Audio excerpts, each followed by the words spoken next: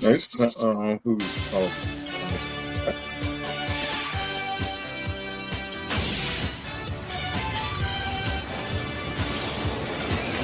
On an outer space adventure, they got hit by cosmic rays. And the forward change forever. It's the most fantastic way. No need to fear, they're here. Just call for Fantastic Four. Don't need no more. That's ungrammatical. Reed Richards is elastic. Sue can think from side. Johnny is a human toy. The thing just loves to fight. Call for more. Fantastic Four.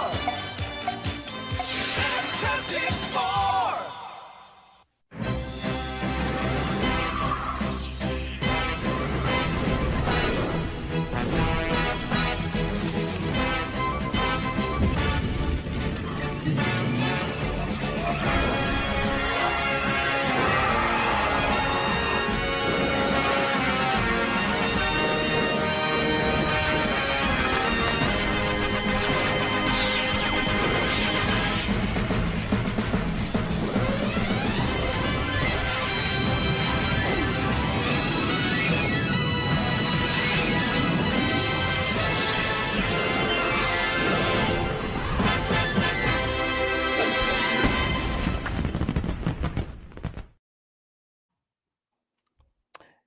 Hello, everyone. How is everybody out there doing in all social media lands? Welcome back to another M3 Blurredcast that happens here every Sunday at 5 o'clock, or as close to 5 o'clock as we can get. Ish. Ish. And hopefully you've all had a good week. Your Sunday is going well, and life is getting a little easier every day. If not, we understand because life be lifing. Uh and all. But I am your host, the Thick Knight, and as usual, I cannot do this by myself, so I have to introduce my co-host today, Mr. James with the ever-growing beard. What's going on, everybody? Oh, and then down here we have Mr. Cat Daddy himself, Shazam. What up, dog? uh, so today's gonna be a good show. Today's gonna be a good day. But of course, unfortunately, we've had some deaths that happened in the entertainment world this week. With the passing of rock legend Ozzy Osbourne, who did one last performance, I think last year or sometime. I think it was early. It was last year. Actually, I think it was this year. Was it this year? But Black Sabbath. Yeah, he did Yeah, it was this year. reunion with Black Sabbath. I think Yeah. almost a week before his passing. Yeah. But for those that don't know, he is responsible for the Iron Man song that a lot of people play and know.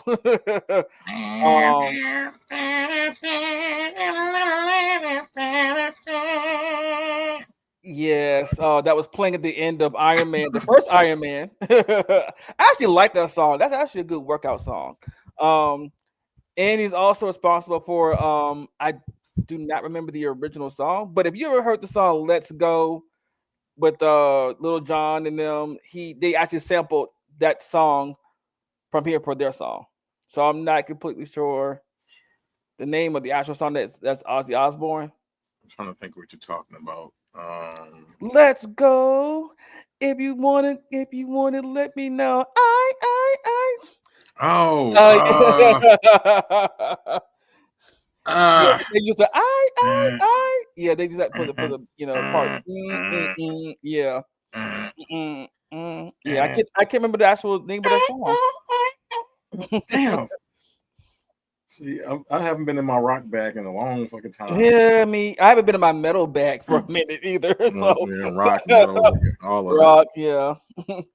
I'm trying to get Um, back into it with Evanescence coming back into the scene when they oh went to the. yeah, I love them, especially when the song they did for Double May Cry and the one they That was did the for Gears of second War. one. Yeah. What was that? What you just said? For which Huh? one? What show? Double May Cry. No, the show before that. Or after that, did you say? No, the game Gears of War. No, they did something for another show. Um, just recently that was on Netflix. Oh, It was sweet. And I can't think yeah. of the show What was now. it? Was it Old Guard? Did they? No, it wasn't it. No, it wasn't Old Guard. It was before Old Guard. Okay. I tried to watch that too. I was so behind on things this week. Hey, it happens. I'm still catching up on anime that I supposed to watch last week and 2 weeks ago. So, Wow, you're um, behind on anime? Oh wow. yeah, I'm behind because look, I've been busy Too many too. too many cons, I guess, yeah. And Eh, tell eh. me about it. Yeah. But and unfortunately, we also had the passing of I think he was everybody's little big brother or little brother or big brother growing up. Um, Uh, Malcolm Jamal Warner. Yes. Oh, that was heartbreaking for me. I'm not gonna lie. yeah, he has never been problematic at all. Mm-mm. He just oh, he's always been you can actually choose. Oh goodness. Oh, wow. Damn. hmm Where you been? So unfortunate. I, That's it on the What? internet. Right. which was this from a show or something? Yeah, it was from a show. I forgot which one. Mm. And I think he was just modeling in this picture. Like, yeah. Wow. And then He yeah, definitely put nicely. yes, very much. And Yeah, then him somebody, and old boy from 6 Feet Under yeah. back in the day. Oh And yeah, I used to love that guy. then somebody made this, which is beautiful right here. It's legends that have gone but not forgotten. Uh, but yeah, that was very heartbreaking. And for him to be only Yeah. 54 years old, and Mm. it happened while he was on vacation. He got caught in a riptide. Yeah, you kind of Um, skipped my record when you showed the picture, but I'm sorry, I sorry. was, Go ahead, go ahead. I'm sorry. I was just saying that he was never been problematic. He's always been about betterment. Mm-hmm. And it's just really disappointing to see somebody that was such a light just be taken from us, just Yes. unceremoniously and those- just randomly. I mean, those are the ones that go first. Mhm. Sadly. It seems that way. Yeah, it is. That is true. Mm-hmm. But Well, let me say this right. Someone told me it was something that helped me get by at the time, but he always said that God takes the ones that are like that sooner because He needs them. So yeah. I don't know if that gives someone comfort. Hey. Yeah, all but one. Yeah. Yeah. But And I okay. And counter to that point, Right. Counter to that point. Yeah. Yeah. Okay. So it's I let's just get it out there because okay. Okay. because So I've been wrestling with it for the longest time. me too. Dum-dum. Just Um, just be honest. That's all I got to say.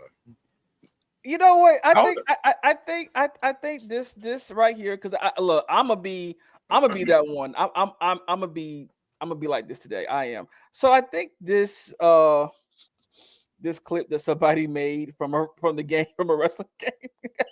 Hold on, if I can find it. Hold on. Where is it? I know I uploaded it. Did I mess up? Hold on. Or did I put in the wrong spot?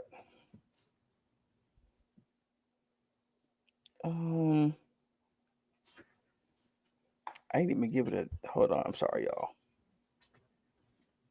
I'm putting the wrong spot. I'm sorry. Hey, is that my Kindle? I put in the wrong spot. But you know what? The thing is, oh no, it's not the wrong spot. I'm in the wrong spot. Okay, so yeah, Tag match. So many superstars, but only one will win. Long odds for all competitors involved, but each and every one will fight to the finish. I guarantee it. He's been placed in the corner now. Loving blow. okay. So we all know that Hulk Hogan passed away. Hold up. Uh, I got a perfect clip for this one. okay.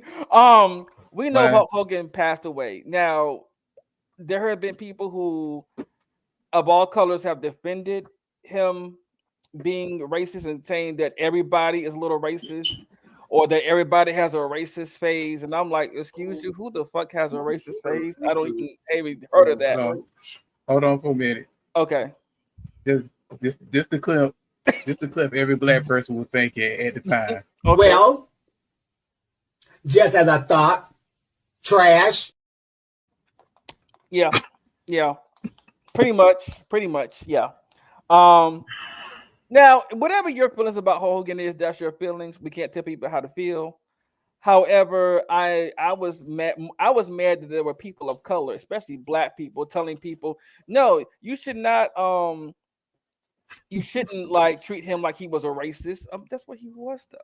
I mean, people, you live by which you live as you are remembered, and if you're remembered for being whatever you decide to be in life, that's what people are going to remember. Okay, did he make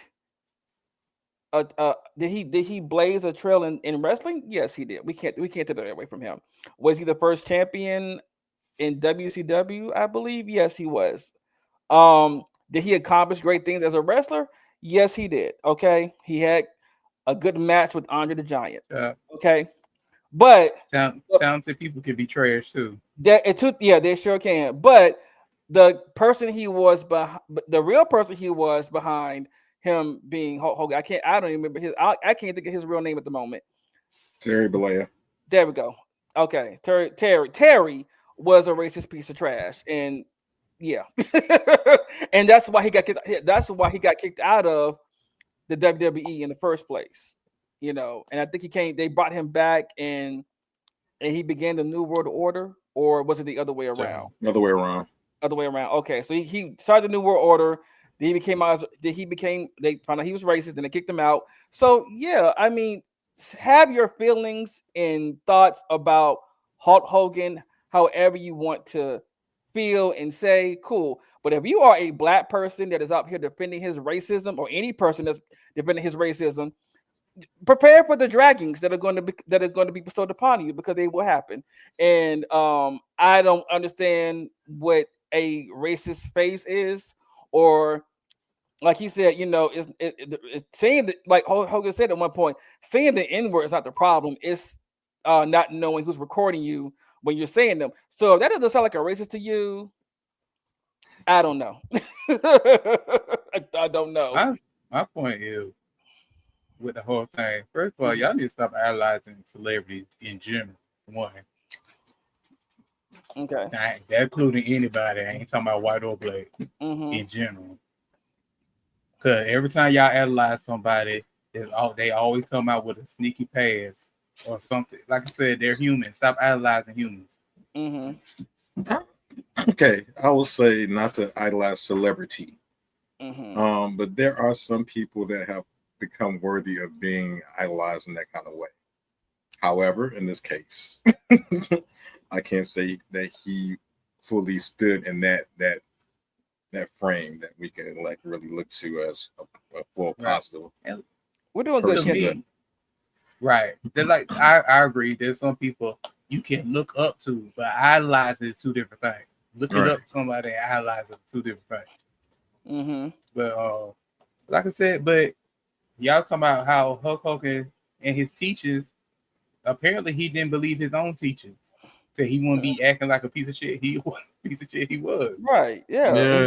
And this is not coming from us. This coming from people who worked with him as well behind the scenes. This ain't coming from people that work with him. It's coming from what he's shown. Right, that too. Like that's what I'm words, talking about. words are nothing, but your Mhm. actions reveal everything to do about you. That's So, what I'm Yeah. saying. Like the wrestlers that work next to him and beside him and went on tour with him, they know the real. Yeah. So if they don't like you, like I 'Cause- said, we can. Like I said, if it was a persona, cool, whatever. But people are saying like an actual person, he was a horrible human being. Right, because even one of the least problematic or either least or non, because I don't know anything that Mark Henry has done behind the scenes. I don't know. I just know him from being in front of the camera. But even Mark Henry was like, I don't like that bastard. He's a racist. He's this. Mark Henry had some even things to say about him, and I'm like, Mark Henry is one of the most least problematic or non-problematic Right. black one of the most wrestlers out there. giving and generous wrestlers Yeah. behind the scenes that we know Yeah. of. There's Mhm. been no Right. disparaging And word about let's- him Right. at all. Right. And let's then even talk about the black wrestlers.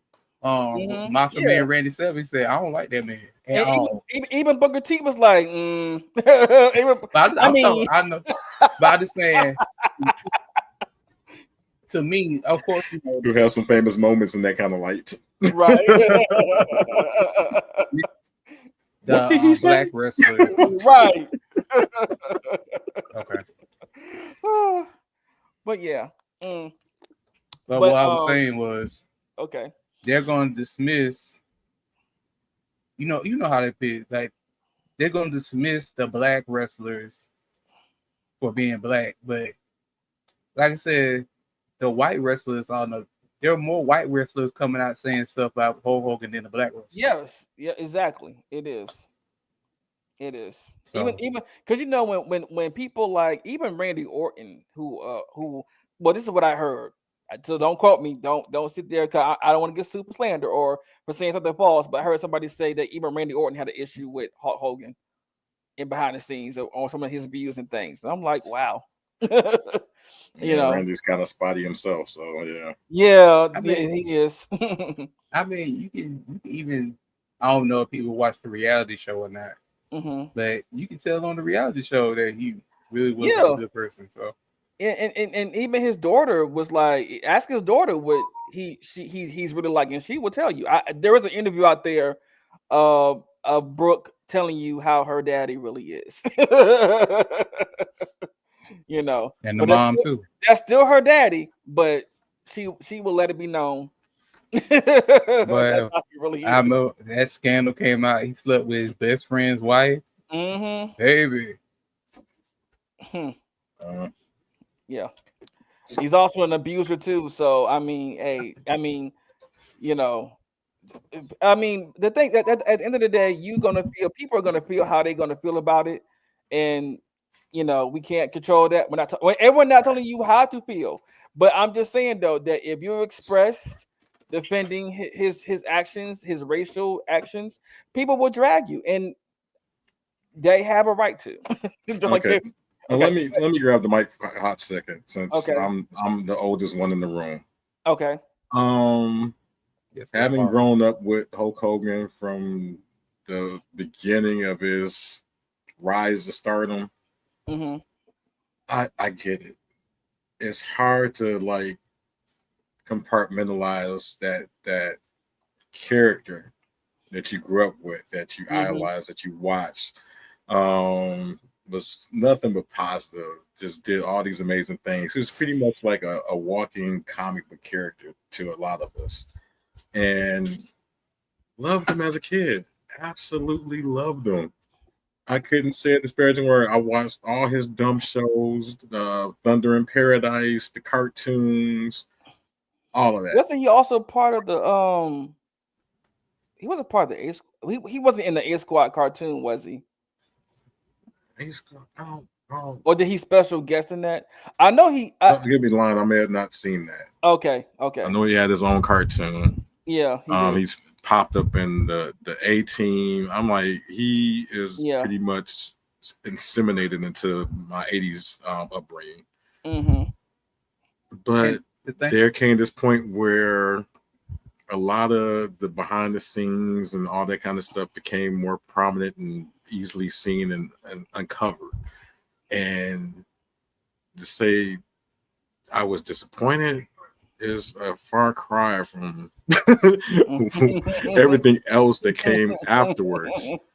Yeah. So I can acknowledge that he was a great portion of my childhood, and he enriched my life in many ways, gave me the love of wrestling that I have to this day. But you cannot deny the bad that he's done.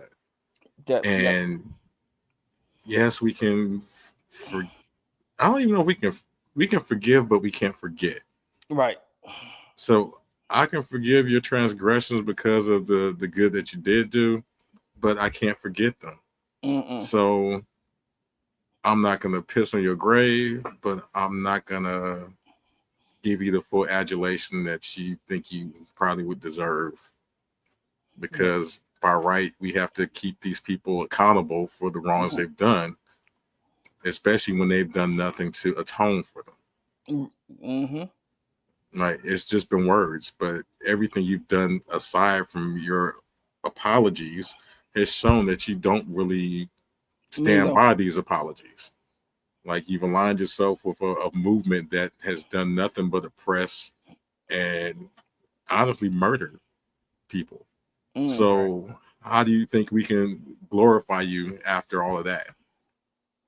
So people are justified in how they feel, what they've said. Yeah. On both sides of it. But don't deny our feelings and condemn us for having them. Terrell said, I'm never going to forgive. Forget about but this is the thing. This is the thing though.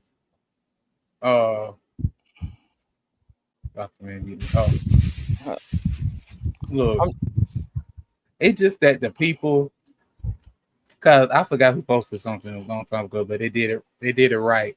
He was like, I used to be a big fan of the Hulk Hogan. He changed my life or something close to that, but he said, but we can't excuse his actions. You see how easy that was? Yeah. Right. But y'all want to excuse the racism. That you can't excuse that. Nope. That's that's the thing that making people mad. Like, you trying to brush away the bad things he's done. You can't do that. You gotta take with the good with the bad too. Exactly. And like I said, the only thing I don't like is don't be attacking the family. Yeah. That's what I don't like. I don't see there's a reason to attack the family. Nope, there isn't a reason. You know how the internet is. Like, if they attack since Hulk Hogan's dead, they going after the family. So I'm like, why the family? Well, I don't know about the mother, but I can't remember what it was. I think the mother did have some kind of issues in her past. Yeah. But as far as the kids go, other than they're grieving. Leave them alone. They're grieving. Even though he was a shitty person, he still was a father. And they still was his. No, was still their dad. Yeah. All the good or bad of it. Yeah, true. So okay. All right. So Terrence says accountability, Terrard. Hey, how you doing, Terrard? Accountability is always an issue. People don't like the follow through. He literally sold racist beer and blessed his heart. Yes, he did. And it told that black server that he didn't want her there. Yeah, freezer mindset in America these days. Yeah, I love that freezer meme. I'm helping him hold the Hulk. I was like, y'all are horrible, but I'm here for it. Okay. And it'd be a lot. There was something else with what's her name? God, her name that quick. Oh, Laverne Cox. Yeah. Oh, yeah, we're not gonna get it. That's for another time. We're not gonna do that today. But you know what? I'm not gonna condemn her because no, I'm not gonna condemn her either. Sometimes we get food and we find out too late. Yeah. Been there, done it. Yeah. So. But we're gonna show a clip from the Cosby Show, and if you know this episode, first of all, if you don't know the Cosby Show, you are too young for most of us on this panel. For all of us, to be honest. Okay. You need to know it. It's been a syndication long enough. Come on. Right. But this scene is iconic. Of course, everybody remembers this scene. If you already know what it is, type in the comments or just laugh. But here we go. Oh, I know you're doing Oh God. So what do we talk about? Anything. Janet Miser got a new bike today. It's really great. That's nice. Denise! It's over, isn't it? Is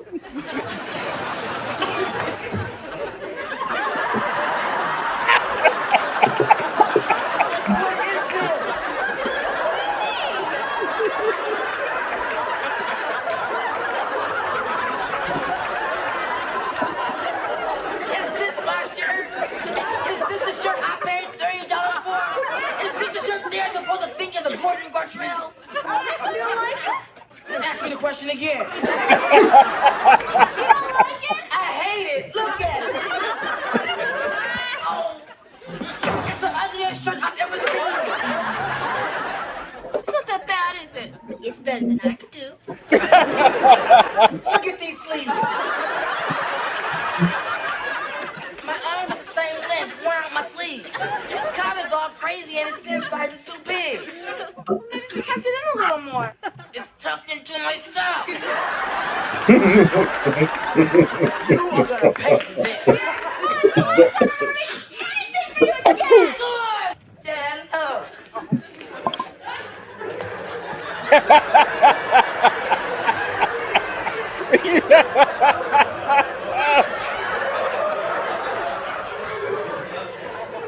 Well, It could be better. But then, again, it's not as bad as you think, son. Dad is terrible. Just think of it. This is different, that's all. No way I'm wearing this. Christine's gonna laugh at me. No, you won't. I promised her Gordon Gartrell, not a clown shirt. I'll never trust Denise again. I'm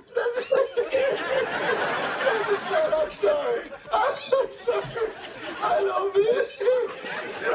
It's a good-looking shirt.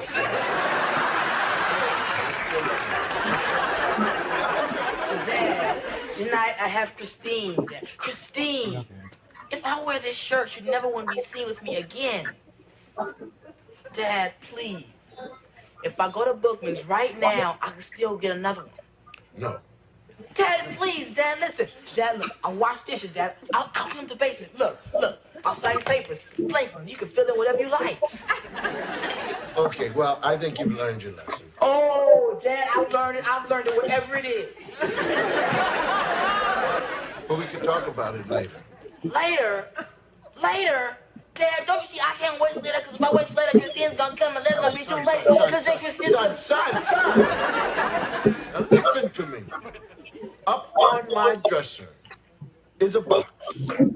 In that box is a shirt. Yeah, it was the actual shirt that he. Yeah, that scene is iconic. The shirt. This is my second favorite clip from the Cosby Show. Oh yeah. My first one's gonna always be having big fun. Oh yeah. That gonna be. You went to Baltimore. Come on, to have big fun. Did you, Denise? Shut with the wretched. They had big fun. But this and the best black mom moment forever.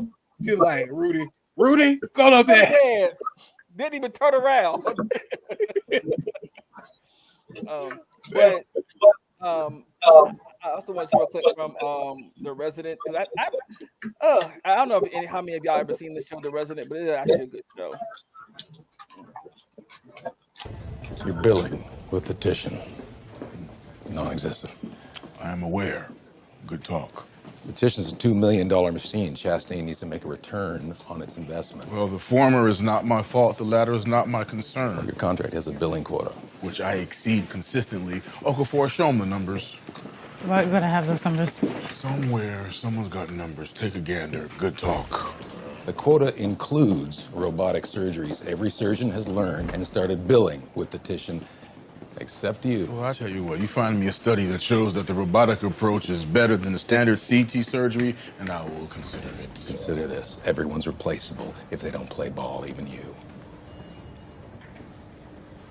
Good talk.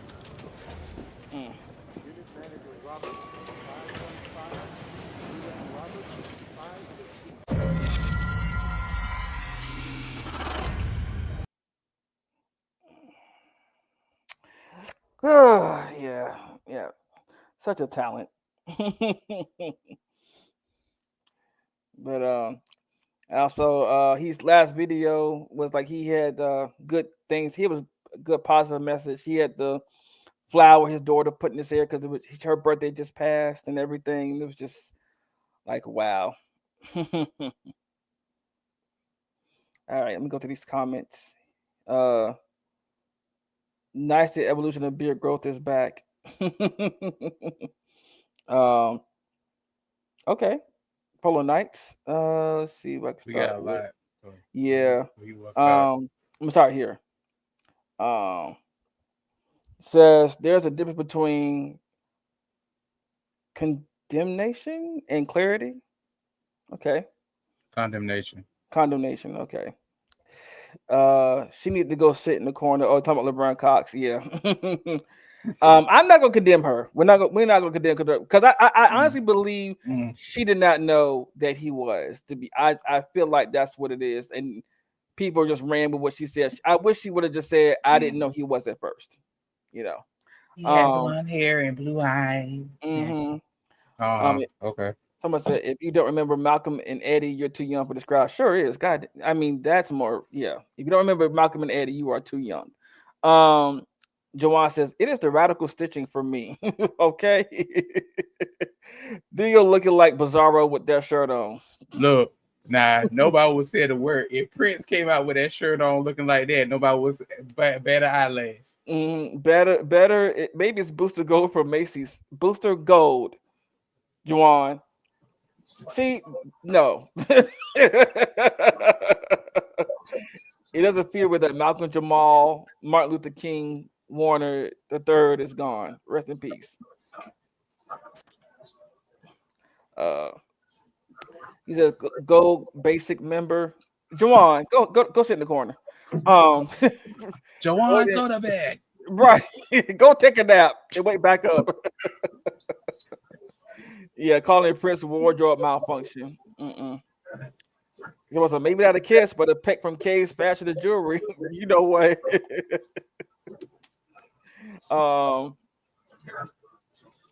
Kendall says Five Below, come get Charlie. Not Five Below. Jesus. Oh, that's the insult for Five Below. It sure is. Check us. You could Dollar Tree. His rolling 911 and the resident were fired. Yes, they were. I mean, he played any role that they gave him. I mean, he was that kind of actor. If Prince came out with that shirt, I would have talked about him as bad as y'all talking about Billy Porter with that wig. Yeah, Prince would have never. So anyway, right? Prince would never. Prince would that shirt and been like, no. Prince wouldn't even have it on express. He just look at the shirt like, and then walk away. And then walk away. In the same sickness of that shirt. Right. Prince would give you resting bitch face and then walk away. Like you played with me, right? No, you probably put out the lollipop on that one. Billy Porter in that wig. I don't know what happened to Billy Porter though. I don't know either. It's like a world of difference. And oh wow. And that Billy Porter wig giving very Disney knees, if you know what I'm talking about. It wasn't just a wig. He made a few transgressions of late. Who said I can wear my Converse? Okay. Give it very black emo. We are going. Y'all are horrible. Yeah, I love it though. No, I don't want to do that. Okay. So we're gonna move on to. Am I just missing all my clips today? I feel like I am. Cause we. Oh, okay. We're gonna move on to.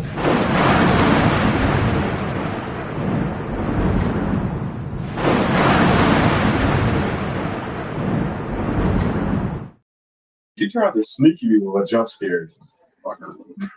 I do not on purpose. We are going I to still go. don't understand how you get jump scared. You made the clip. Yeah, we are going to. That is funny. We're gonna You move just on like to Frankenstein. You Frankenstein. You Frankenstein now. You scared of your creation. Oh, not scared of your creation though. You're not good. What? Before we get into this fuck around to find out, this is like the last of our versus saga for now until another one comes out. But I came across a flashback of when Batman versus Superman came out, and Malcolm had me and Cedro do Batman versus Superman. Baby, this picture. Cedro was taller than that. He's not. Oh wow! He's a fellow Lilliputian. Hey, babe. The man, look, he chose. Look, he has hair now. Shut up. And then there was Marco Estes on stage hosting the debate between me and Cedro. Of course, I was on Batman's side, and Cedro was what? Really? Get out of here! Shut. No, I would never want to guess.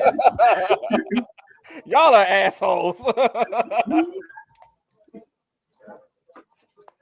But yeah, and Cedro was of course the Superman defense or whatever commentator. Like, you Is there a know, defense for either? You said what now? Oh, sorry. I said, is there a defense for either?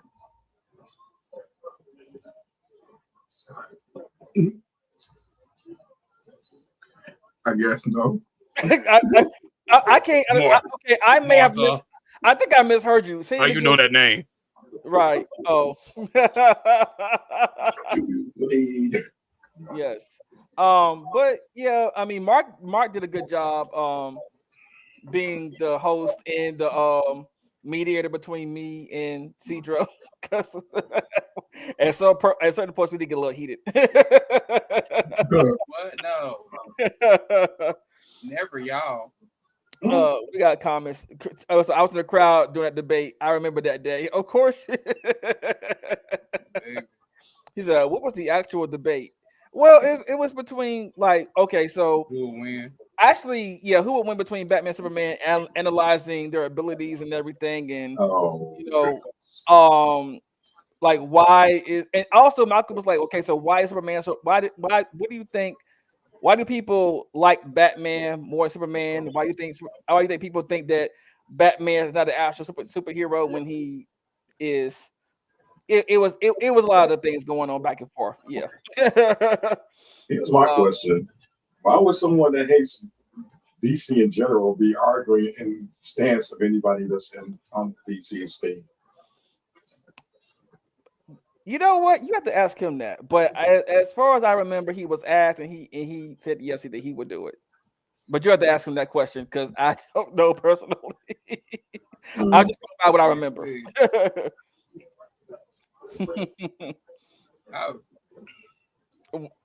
Not Agatha all. You know what? Agatha all the time. Y'all, I wouldn't even saw Agatha with that. But we're going to move on to fuck around to find out. I actually have two today. I may do the other one later. But the first one is well, when you're a living planet going up against a planet eater, yeah, here we go. There's our ship. Good. They made it back to safety. Galactus. At last, my quest is done. My vengeance is at hand. Let this then be your end. This time, the triumph shall be mine.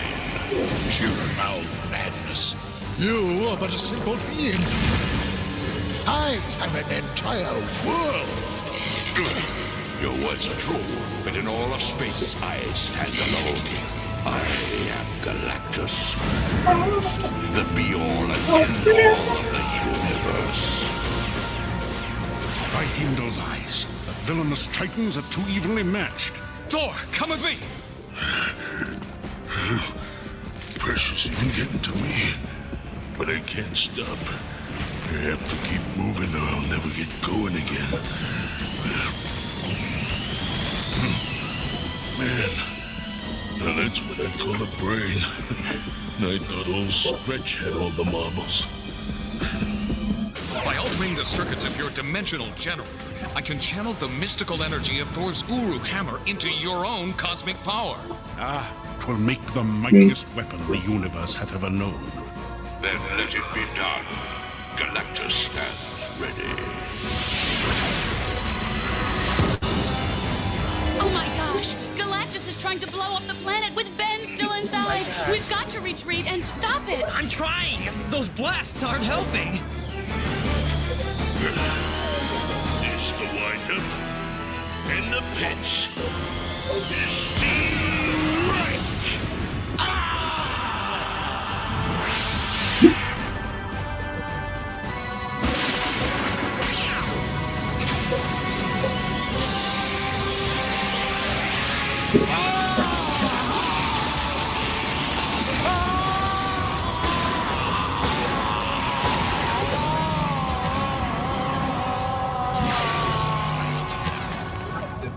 Reed, Thor, it's Ben. He's down in the center of Ego.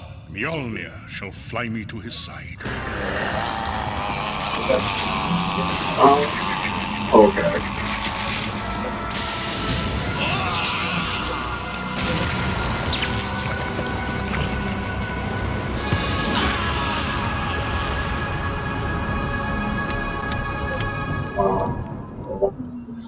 He's coming around, Reed. They showed a murder on the job, in a cartoon. Jeez Louise. Anybody get the number of that planet? Only your rock-hard hide saved you from explosive decompression, Ben. Yeah. That and holding my breath. You know, if Thor hadn't dragged your orange buns out of there, you'd have been Space Krispies. No, come on, you're kidding. You mean I owe my life to the Fabio of the fjords? 'Twas Thor's privilege, Benjamin Grimm, to rescue one as noble as thee. Yeah, but don't let it go to thy bleach blonde noggin. Galactus bids you farewell, Reed Richards. But remember, a bargain has been struck. You have released me from my vow to spare your planet. I hunger not at this moment, but perhaps another day.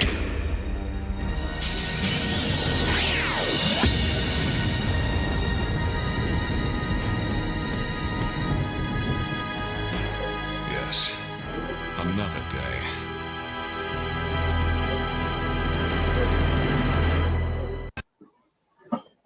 Okay, never saw the episode. You never saw that episode? No. I wasn't upset that some of my favorite superheroes became murderers. What you talking about? Because of the fact that Thor, Galactus, and Ben became murderers. Yeah, they killed Ego. They didn't have a choice. I don't know what the story was about, but they're still murdered. I mean, was there any other way to actually defeat Ego that you can think of? What's happening, so I don't know. But yeah, murders. Hold on. Where were you at? I would have clutched my. Wait, hold on. Where we at as far as comments? Okay, is that Star Lords and them daddy? Okay, so for those of y'all that don't know this, Star-Lord in the comics and Ego are not related at all. Star-Lord is just a human being. They did that for the MCU only. He is not a cosmic being. Star-Lord is not a cosmic being. He's not related to anybody cosmic. He is just a regular human. They did that for the MCU for some odd, strange reason. We don't know why they made Ego his daddy, but okay. But he is not related to him in the comics.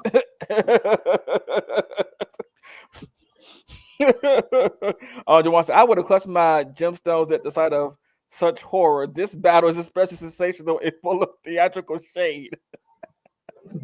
Okay. Not shut up, Susan. Yeah, I don't know who that voice actress was, but yeah, I agree. Right. Like, how you gonna be spinning in space going, no. You need to act. Eagle didn't deserve all that. You mean the herpes sore? I mean, what herpes? He look like a herpes sore. Wow. He's a living planet. Have you ever seen Ego in the comics? That's how he looks. He's a living planet. That's a bumpy planet. Yeah, Mogul looks way better. Fabio of the Fjords. Good night. Terra said, Jesus, such drama. Galactus says he'll come back with a greater hunger that will include Cool Ranch Doritos and a gallon of Capri Sun on the size of our moon. Wow. Doritos. Eagle got that dirty woman's disease. Wait a minute. Wait, whoa. Ego looks nasty. I mean, he looks infected. I mean, you gotta look. Blame the artist for that. That's how they designed them. Okay, I do. This would have been a great commercial for not a great commercial. Oh, okay. I'm trying to. Okay, so we're going to go to some announcements from San Diego Comic-Con because San Diego Comic-Con did happen this weekend. But the first announcement I'm going to make is not related to San Diego Comic-Con, but I was happy to see this. Black Clover, the new season of Black Clover will return August 12th. So that's not too far away. And I'm actually happy to see Asta, Noel, and them again. And Captain Yummy / Yami. Yeah. Captain Yami, of the Black Bulls. Yeah. Happy to see them again. I can't wait for the new season because I think this is the final season, to be honest. I think this is the last arc of the manga. So yeah, can't wait to see what's going on. But we did get for those of us who are fans of Has Been Hotel and Hell of a Boss, we got an announcement that October 29th, around spooky season. I mean, not surprised there. Season 2 of Has Been Hotel will premiere, and we were like, yes, I was fanboying out when I saw this. Noted the fact that I just came from Atlanta Comic-Con, where like most of the voice actors were there, and they could not give us any kind of clue of they told us season 2 was finished, and that's all they could tell us. They couldn't tell us a release date because they said they were afraid that Vivian was in the back with a sniper rifle ready to take any of them out that said anything. I'm like, we understand, because Marvel's kind of the same way with some people, with certain people. But we also know that the lead singer of Fall Out Boy will be playing Abel in the next season. And yes, that is Abel from Cain and Abel. And so yeah, I can't wait to see, because he actually has a good singing voice. If you are a fan of Fall Out Boy, you understand that that's an amazing voice right there. Have you been to high school? I mean, yeah. I mean, for those of you who were born before, if your birth year starts with the you're a millennial, yeah, that part. But if your birth year does not start with a two, you know. You were born in the 1900s. Like, especially with the their song Phoenix and my song Know What You Do in the Dark, very beautiful songs. I commend that man. I think him. I wish before Chester Bennington died, I wish him and the lead singer Apollo Boy would have did a song together. That would have been iconic as fuck.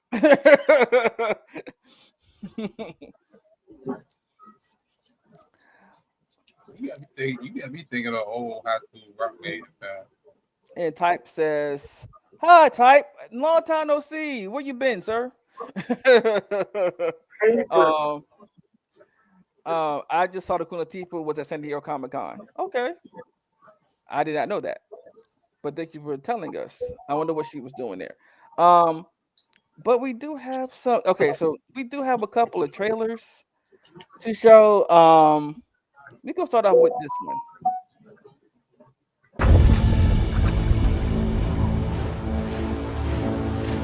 A great stirring is underway.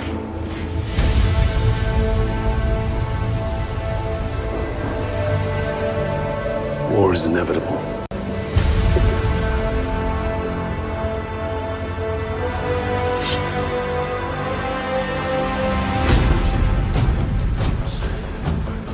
There are forces more powerful than the will of the gods, my son.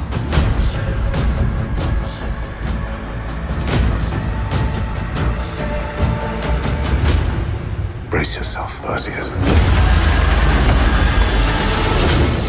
Look, Peter, we all know that last year you did something cool. But honestly, I don't even remember what it was. We're headed into the sea of monsters. You sure you're okay to do this?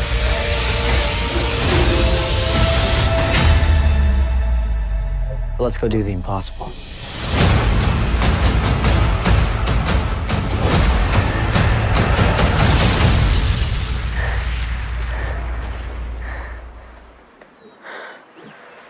What? So this is your boyfriend, huh? I never said boyfriend. I never said boyfriend. I believe you. I hate. Sometimes you gotta hate. You hate the fates sometimes, but for those of y'all that didn't know, that was Percy Jackson and the Olympians, season 2. Season 1 is already on Disney Plus and it's already finished. And it was good, very good show. I can't wait to see what they have in store for us for season 2.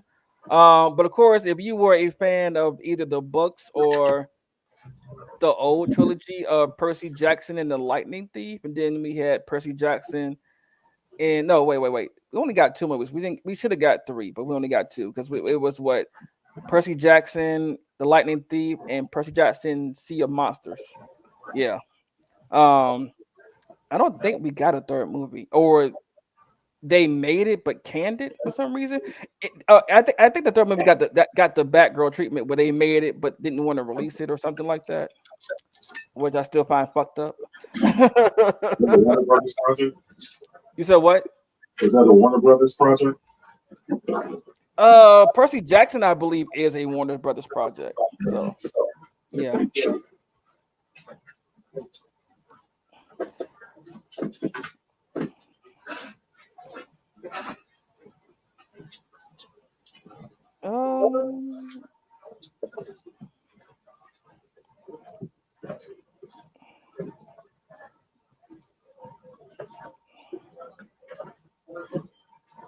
No, it's it's actually 20th Century Fox. Oh, okay. Yeah. Yeah, they may have lost funding, so I don't know. May have. What comments we got? Says I've been writing a Calvin Ellis pilot. Really hope DC does something bold with that story in the future. Okay. I want to see that. I want to know what that's about. Y'all know Percy Black, right? Really? Calvin Ellis, the future of DC. Oh, Calvin Ellis. Okay. Scott with one eye. LOL. Yeah. No, we didn't get a 3rd movie. Yeah, okay, we didn't get a 3rd movie. I think they made plans to make it. I don't think it happened, or it either was made and they shelved it. Percy always read Negro to me. What? We didn't get the third because ratings per second were not that great. Oh well, yeah, that does happen. Okay. The next one we're going to look at is actually okay. So if you are a fan of the Boys universe, you may have seen the first season of Generation V, and now we have a trailer for the second season.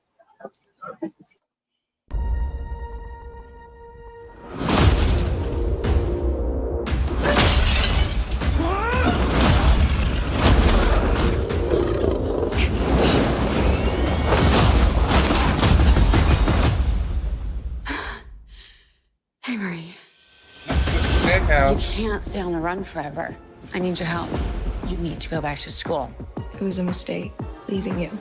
All of you. This school, it's become a monument to mediocrity. The new dean, he was at Elmira. Now he's at fucking Godolkin, so something's going on, but we don't know what. Vought is resuming a research program called Project Odessa that's spearheaded by Thomas Godolkin. And I need you to stop it. We're all on the same side here. This is bigger than us. We need to figure out what the fuck he knows about Odessa. For Andre. Let me be very clear. This plan is crazy and I hate it. But I'm in.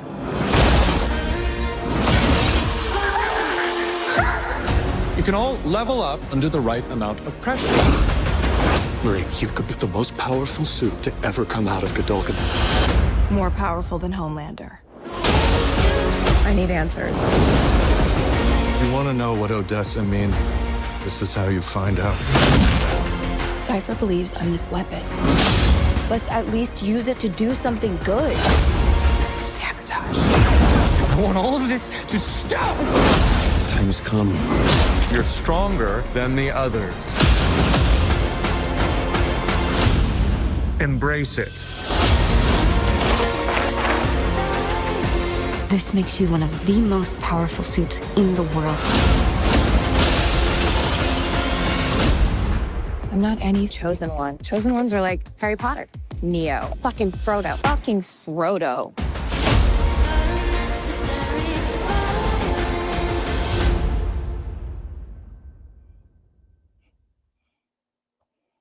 Congratulations, Katara. You're a bloodbender now. Oh, but yeah, she was very much bloodbending. But she's just like old girl who can control the flow of blood in people's bodies and even make their heads explode. So Mm. So anybody got any thoughts? Who's seen the first season of Gen V on here? Anybody? I did. What'd you think? Like, what do you think about this in the trailer? It has me enthralled to see it or whatever. Because it's been what 2 or 3 years since the first season. Yeah, so I forgot about it. So yeah.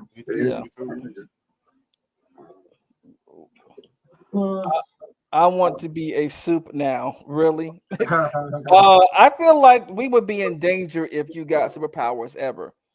The only superpower you should get is probably something that's not even able to like form any kind of energy, or you know what? Just have be psychic. Just be able to see the future. That's the only power that you should really have, and you should not go past that, sir. I feel like we are in danger if you get any kind of powers at all. Like seriously, like I just feel like as soon as Jawan would get powers, the world would go either black or red or something. I would just be like, oh fuck. Who gave him powers?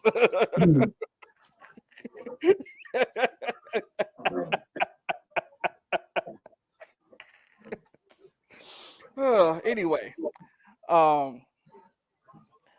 yeah, I can't wait for that new season. But they also So Andre's not coming back because the actor who played him, Chance Pordamo, who also played Ambrose from Sabrina, he died in real life in a motorcycle accident. So they killed off his character. They already said they weren't going to replace him with anybody else. They just we're going to kill off his character. So yeah. That's the issue I'm having with the trailer. Huh? It seems like they've had to like do a lot of rewrites and redirections of the show because of the loss of that character. Yeah. So a lot of what I was looking at came to seem like they were rehashing the same stuff they've already done. And then towards the end of the trailer, it's like they decided to go in a whole other direction, which looked interesting. But for the most part, I'm just sitting here like, this don't seem that familiar to anything I remember watching from the first season. Yeah, I think it's because of what they picked up in the trailer. I don't because remember at the end of the first season, she got captured. Most of them got captured, except for the girl who we saw, the girl that was like she was on the side of the government of the Supes, the seven, and because she betrayed everybody else just to not go to jail. And so like they made it seem like, well, you could be a powerful superhero. It could be you on the seven. You could be famous. They gave her all these promises, and then she turned on everybody. Didn't she become a member too? And it was shown in The Boys? No, because remember, not in season 2 or season 4. No, I saw they showed her in the background, or maybe I'm mistaken. Yeah, but she was not part of that.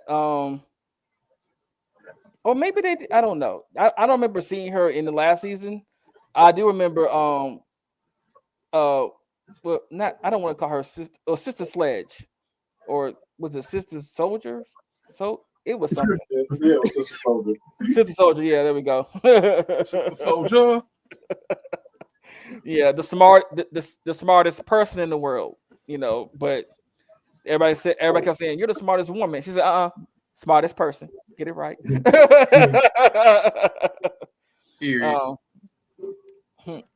Diamond says, if I get superpowers, it's a 50-50 on whether or not we being good or not. See, Donovan, you cannot go to your job. Do it, even though you may want to, you cannot go to your job and do things. Okay. Don't listen to Devon. Yes, you can. I mean, you can, but I'm not. We'll talk. We'll have a conversation because I can't say what I want to see on here. Let's cut the crap. If we all had the power we wanted, we'll try to do whatever we want to. Yeah, to a degree. Yeah. Right. And I'm not talking about like horrible things. No. We're not just don't commit murder or do anything like that on that scale. Well, but if you want to sabotage a couple of things at your job, I mean, that won't hurt anybody. Well, I can't promise that. Because some of y'all need to go. Yeah, I'm down for justifiable murder. I am too. I'll say justifiable murder. Just like that one guy, I remember that skit of that one guy who got fired, who came back the next day and told the one guy that was nice to him, you know what, you might want to take your lunch early and leave the building. Because he said, what you doing here with a gun? No, you know what, don't even worry about that. But I'm giving you fair warning right now. You might want to take your lunch early. First of all, and leave the building. Ask that question. With a gun. Right. Like, what you doing here? The person with the gun say you can go. Oh, right. Wait, hold on. What does that mean, man?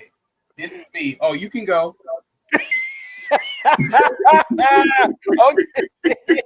Period. I'll grab my purse and go. Right. See, don't be white. Don't be asking questions. They do what you told. You asking the wrong question, or you focus on the wrong thing. Just told like you somebody. go. Don't come to school tomorrow. Gotcha. Right. Yeah, don't come to work tomorrow. Don't come to work tomorrow. Yeah. Okay, so the next one we're gonna look at is the full trailer for Peacemaker season 2. And some of the things that James said actually came true. That we theorized when we saw the teaser actually are happening in the season. So here we go. We've all been waiting a long time for this one. Here's a new trailer of Peacemaker season 2. Enjoy. We doing it up in style. Hey guys, I got beer. On. Duh. Oh, okay. Okay. Just hand it to him. I'll just hand it to him. Period. I've changed a lot since I last saw you. I don't want to be a joke anymore. I want to be a real hero. You wear a clown costume and go out and beat up people. Chris, take something bad and make something good out of it. I need to find the Peacemaker. He killed my son. You're being monitored right now. By who? Rick Flag, Sr. Whoa. What is it? I have a dimensional portal. And it leads to a parallel world. What? It's not that big a deal. Get the out, is not. My son is a better man you could ever dream of being. I've tried to make up for my mistakes, but I'm not sure redemption is possible. He's in love with you. Me and Chris, it's never gonna be a thing. I'm going to make a life in the other world. There's another dimension. It's exactly the same as ours. But better. Best dimension ever. Dude, that's sick. We need to close that dimensional rift. The condoms, I'm partnering you up with our new agent, Rip Jagger. Who's Rip Jagger? Hey, fatty. No matter how green the grass is over there, you belong here with us.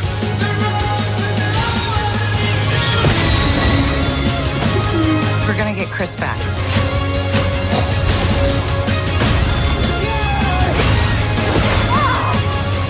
You met your own self from a parallel dimension? You're wearing his clothes? You think I bought this? That's painful. Hi, Mom. We're going to my secret room. You're not allowed to follow. You must be John. Uh-huh. Jesus. You're not that dorky. Shut up, Mom. Just like a mom.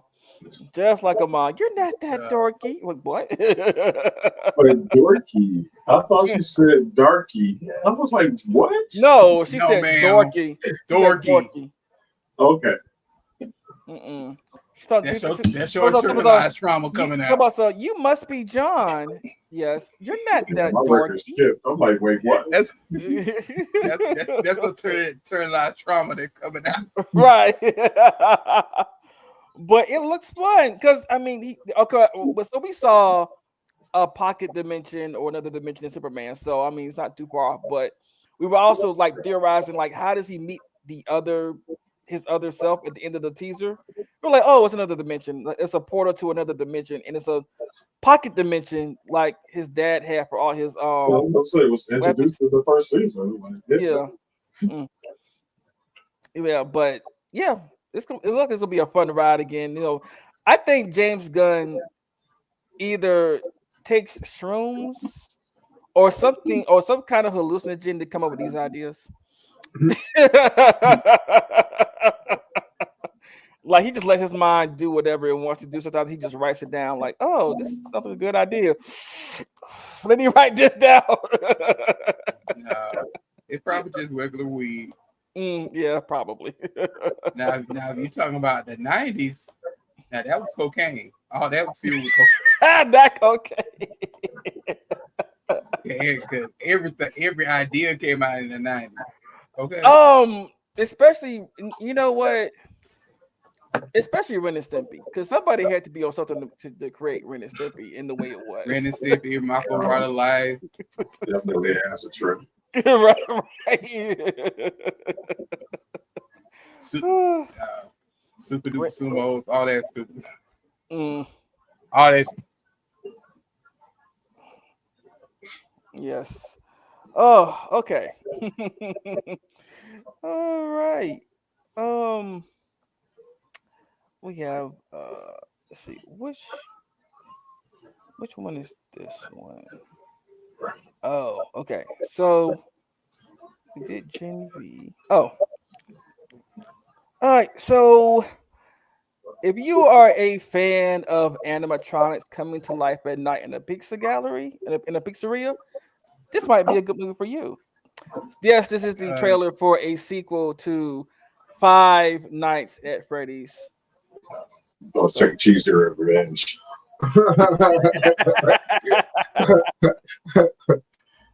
You know, there was a rumor that Five Nights at Freddy's was the reason why Chuck E. Cheese went out of business. But if little do people know that, I think that's like what, two? They show good pizza. There are 2 Chuck E. Cheeses left in America that I know of.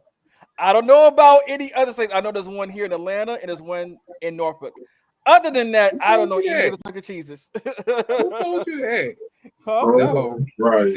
I can see it show good pizza because those characters remind me more of that franchise rather than Chuck E. Cheese. There's Chuck E. Cheese is everywhere. They even coming up with adult versions. Yeah, because people were like, Chuck E. Cheese got shut down because of Five Nights at Freddy's. I'm like, what? No. Yeah, it's Chuck E. Cheese's here in Michigan. Oh, okay. All right. Now the adult Chuck E. Cheese look kind of fun. They used to have some really good pizza too. Mm-hmm. That part. They just got some good retro games. So I used to get up on my theft when I went to Chuck E. Cheese's. Get up on your what? Theft. So I was hungry and I wanted a pizza. So I went in the trash and got a receipt. And I took it up to the counter and I said, "Excuse me, ma'am, I didn't get my pizza." And she said, "Oh, I'm sorry. One pizza coming right up."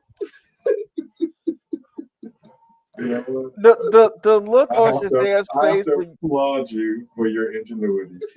Yes. Yes. That was very clever of you. Yes, it was. Because the look on your face at first was like, what? The more his head turned around. So it's because of you they be following us around Chuck E. Cheese. Right. Listen. We've all most of that us N-word over there follow that N-word right now. Most of us here have either gotten somebody's order by mistake or said that we didn't get our food at some place, you know. But if you got somebody's food by mistake and still took it and you know it wasn't yours, I applaud that part because that's they mess up, not yours. And especially if you got more food than you actually bought. Hey, that's they mess up. You said what? I don't do that. Not on purpose. Right. I don't do that. That's you horse. I got some shit. I just ordered a double cheeseburger and a small fry. I got 3 combos one time. Listen, yeah, I did too at one point. They were like, "Did they put extra?" Oh, okay. Thank you for your food. Bye. That's different. That's what I'm talking about. If they gave you more than you bought, I thought you talking about like taking somebody's whole order. No, you mix up the order. especially in drive-through, because I think what happens sometimes in the drive, we know this happens. Somebody get out of line and they'll think that the next person's that food is yours because that person left or whatever. That has happened. I remember one time I was a cookout and it happened to me. I was like, "Oh, thank you." Some wings. All right. So here we go with the Five Nights at Freddy's trailer for the sequel. Freddy Fazbear's Pizza. Definitely not the Freddy's I remember. You're thinking of the franchise location. This is the original. Nobody's been here for decades. Some little girl got murdered here. Do you guys hear that? Hear what?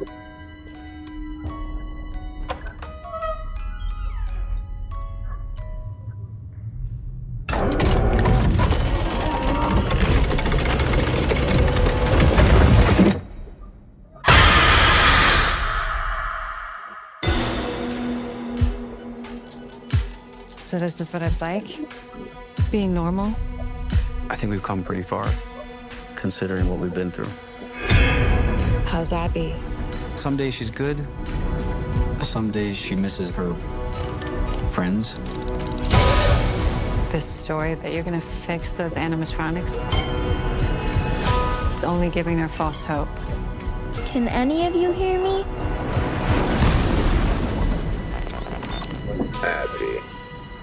Abby, help us.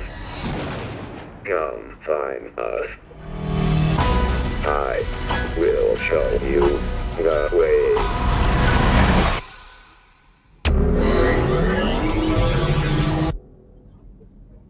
Oh no. They're out there, Mike. Where? Everywhere. Where are you gonna run to? I'm not done with you.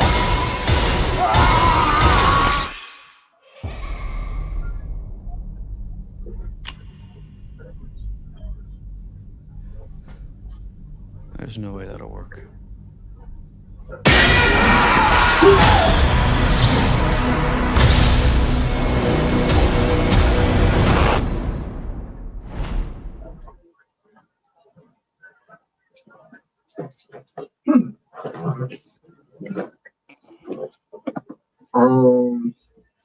I want to see Five Nights at Freddy's the first part. Have you seen the first one? No, You never see the first one? no. It's something about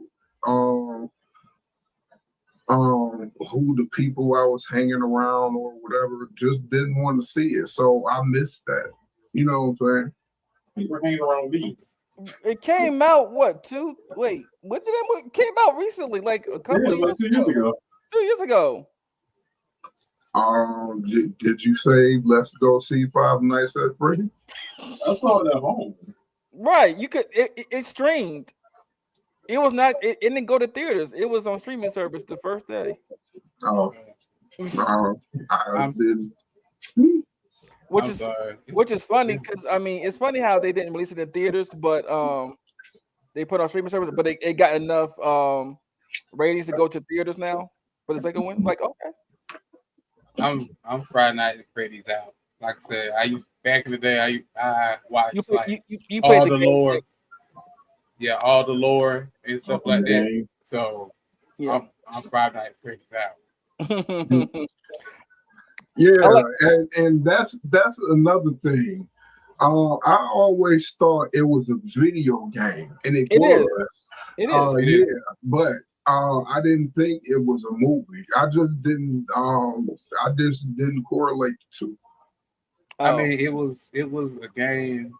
I mean, it's originally a game, then it came up with books and other stuff. Mm-hmm. And like I said, I've probably been there like since day one, since the first game came out. Mm-hmm. So I already know what's going to happen. So like I said, I'm Five Nights at Freddy's out. Yeah, I didn't play the game, so I watched the movie. Yeah, same here. But I do know in the first one they had two famous YouTubers that actually beat the games. I think one beat the first game in a record time, and the second one kind of just beat a bunch of them, and they were both in the movie. It's like, oh, okay, this is fun. The black guy that drives them to the pizzeria at the end of the movie, he's the one that like beat it in a record time because they've never. Because Five Nights at Freddy's is not the kind of game that people can speed run through, but somehow he was able to do it in a record time. It's like, oh, okay. I mean, it's not like a speed run per se. Mm-hmm. It's so like a difficulty situation. Yeah. Like you got you know, like you got your easy, your hard. Mm-hmm. I think the last one was like insane mode or something like that. Mm-hmm. And he probably beat that because that's incredibly hard to beat. Yeah. He probably beat that in a record time. Yeah. Because the premise of Five Nights at Freddy's, you're a security guard, and you have to survive the night without being caught by the animatronics. But the downside is, you have a battery life for the whole. I think it's the whole place. Like you have to look at security cameras and also keep the doors down. It's so like, okay, you're a security guard. You stay to 6. You have to stay yourself alive till 6 o'clock. Yeah. The battery is pretty much like the 2 doors. This is the first game. The 2 doors and the camera didn't affect anything. It was the doors. Okay. If you keep one door down too long, the battery will drain faster. So you have to be strategic about how you close the doors. Mm-hmm. I think the third one is the camera and everything had it affects the battery life. The second one was basically, I think you were in a room, and you had to run to each side of the door. It's something like that. Oh, it's so many games. They probably there's so many different ones out there. Maybe. Yeah. Okay. And our final trailer before we get into Fantastic Four is one that I knew about a couple of years ago. I didn't know what they were going to actually like finish it and make it, but it's Aztec Batman. A wise man told me once, fear can kill you or inspire you to action.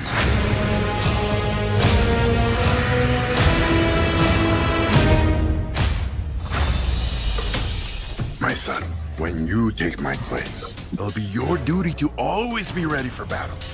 What are those? Whining! My hands control the power of destiny. What I want is gold. Impossible. We have strict rules in place that forbid this. Rules are rules.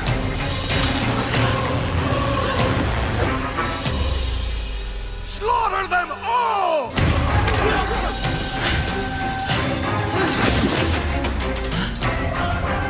Are you all right? Where's your father? I'm going to stop Cortez. I want you to train me to become the greatest warrior that the world has ever known.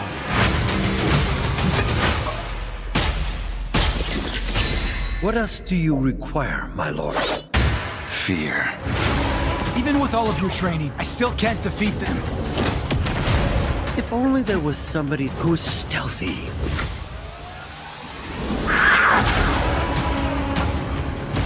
Find that bat and that cat. Put your trust in me. Cortez must stand and face my vengeance. Not vengeance, but through sacrifice. You've been given a sacred mission. Whether you accept it or not, it's the truth.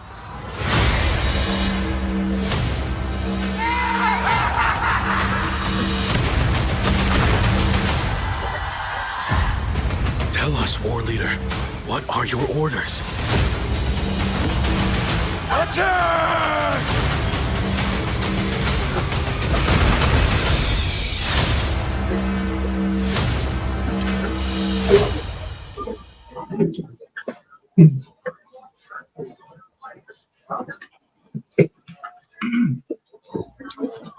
So why Aztec Batman? Well, not well because they wrote it. It is an actual through line of an Aztec Batman. Like Batman has been many cultures.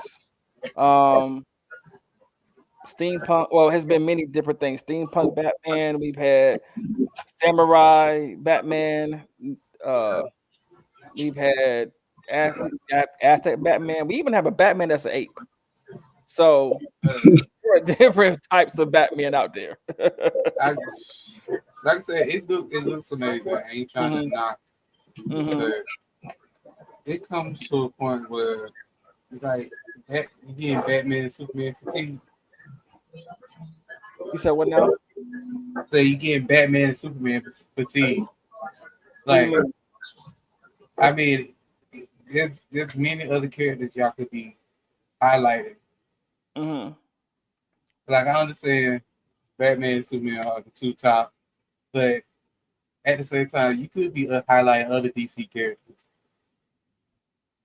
In my opinion, because it's like Aztec Batman with like if it was more spread apart from instead of back-to-back Batman, back-to-back Superman, if they took a break and this came out, I'd probably been more excited. I'm like, okay, this is something new. But I mean, okay, I get what you're saying, but if my memory serves, I believe the last Batman movie we got animated wise was. I'm talking about projects. Oh, you talking about projects? Mm-hmm. Right. Okay, I get it. All right, I get what you're saying. Shazam, you can't be heard. Your mouth is moving. Your lips are moving. Your lips are moving.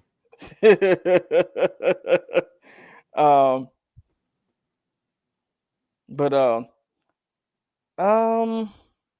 don't get me wrong, it looks good. I watched it. He asked, "Was it Hush?"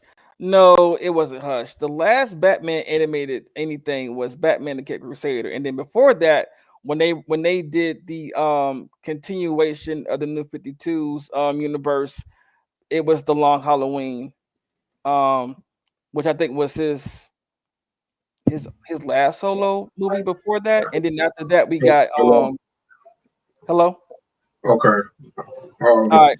You hear Shazam? You can hear me now. Yeah, you can hear me now. And then after that, we got Superman, Man of Tomorrow, and then we ended up getting Justice League movies, and we went down to Crisis on Infinite Earths, basically, and they reset everything after that because James Gunn came in and said, "I want to." Pretty much, he didn't kill it, but he pretty much ended it to where he wanted everything connected. That's why they ended those projects earlier than they were planning to, because Aztec Batman was actually an idea before James Gunn came in and took over everything. So yeah, but I understand what you're saying. The system is going to explore the infinite multiverse of all these variants of all the known heroes and villains. I wouldn't go there. So wait, so if he getting muted on my end, Shazam was saying something. Okay, what was you saying? I was going to say to James's point, if you only highlight a particular couple of characters rather than showing us anything new, nothing's going to ever gain any popularity or any kind of traction because no one knows about it. So, but what I'm saying is, like this is like just the issue with the comic like industry in general. It's not enough space between the last project, in my opinion. Right, it hasn't been. And that was my issue with James Gunn initiating this new direction in DC right now. It was needed, but if we need to start back to just rehashing the same thing all over again, Superman, Batman. I would love if they had just started with Wonder Woman this time around and just done something more linear with her in the past. But I guess I'm not using that version of Diana anymore either. So, yeah, something else rather than just seeing the same old cookies and cream that we always been getting would have been nice. Mm-hmm. But I guess to his credit, he started it with Creature Commandos. Yeah. Again. And then I think after either before or after, his next project was supposed to be The Authority. Not sure if he's still gonna go through with that though. Yeah, I don't know. I have an idea where he might be going with introducing The Authority, but I have no idea now. Yeah. I'm not too familiar with The Authority either, because the only thing that we know that we've seen from the only person we've seen from The Authority so far is the engineer in Superman. Mm-hmm. Yeah, I'm not too sold on that. I don't know that version of the engineer, so I don't know. Apparently, she's the second version. Okay. Hold on, we got some comments. My favorite is a Killing Joke. That was really good. Was it though? Was the Killing Joke that good? I'm sorry. This is where me and Shazam agreed. The Killing Joke was. I hated that anime. So yeah, it was not good. I mean, it just started on the wrong foot with me. Yeah. I actually revisited that story. Yeah. I revisited that story, and it's not really as good as I remember. And that animated version of it kind of made that more evident than anything. Mm-hmm. Yeah. I'm like, I don't remember this part, but okay. I don't remember this happening. Right. They just threw that in just to piss me off, apparently. It made a lot of people mad. It pissed a lot of people off. You weren't the only one. Basically turned Batman into a pedo. Wait, how old? No, well, technically Barbara was in college, so technically she was legal. Barely legal. But yeah, and my Cowboy Ellis show, I cast Daryl Stevens as James Olsen. Just email him the script. Okay. Type. Oh, sorry. Oh, hold on. Type says seems fun. Okay. Took my cue from Moss Jimmy. Okay. Shazam, I so agree. Do something new. Y'all should check out my essay about Superman because I talk about exactly this. Okay. On Instagram. Well, what's your Instagram? Okay. But okay, so now we have finally reached the main course of the show. Now, before we get into Fantastic Four First Steps, I am going to issue a spoiler warning. So if you have not seen Fantastic Four First Steps yet, and you don't want to get spoiled by anything, I'm giving you approximately 1 minute to vacate the premises. You're gonna be able to bullet buster for a whole minute? What will you talk about? What can we go into a topic that we'll wait for a full minute? Actually, I can show this. You are here! You are here! Oh yeah. Oh, now we Oh, see, I would need to also.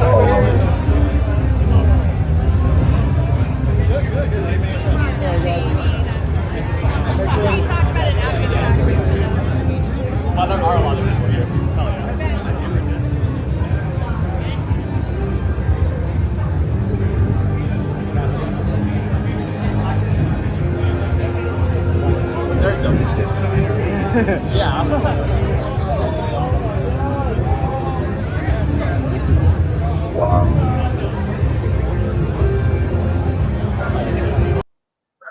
Okay. But before we go into, I forgot about this. So y'all do know that Marvel has a beat 'em up game called Cosmic Invasion, and they released a new trailer for Silver Surfer and Beta Ray Bill. It's about time we see some different characters. Beta Ray. I said Beta Ray. Beta. I'm sorry. Beta. I'm sorry. Beta Ray Bill. Okay. Sorry. Tomato. Right. But here we go. No. Beta Ray Bill. Okay. Or Beta Ray Thor. Yeah.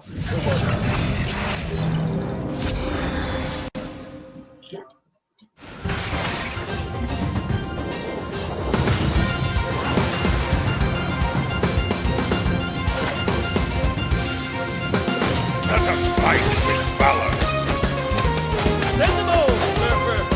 Let's combo! Yield. Silver Strike. Go get him, Bill! Thunderburst. Order. Strike. Stormbreaker spin. Cosmic Shockwave. Oh, cool.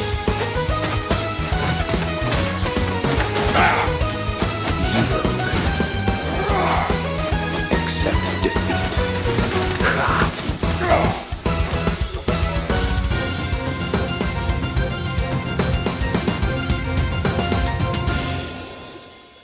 Okay, so now I need this.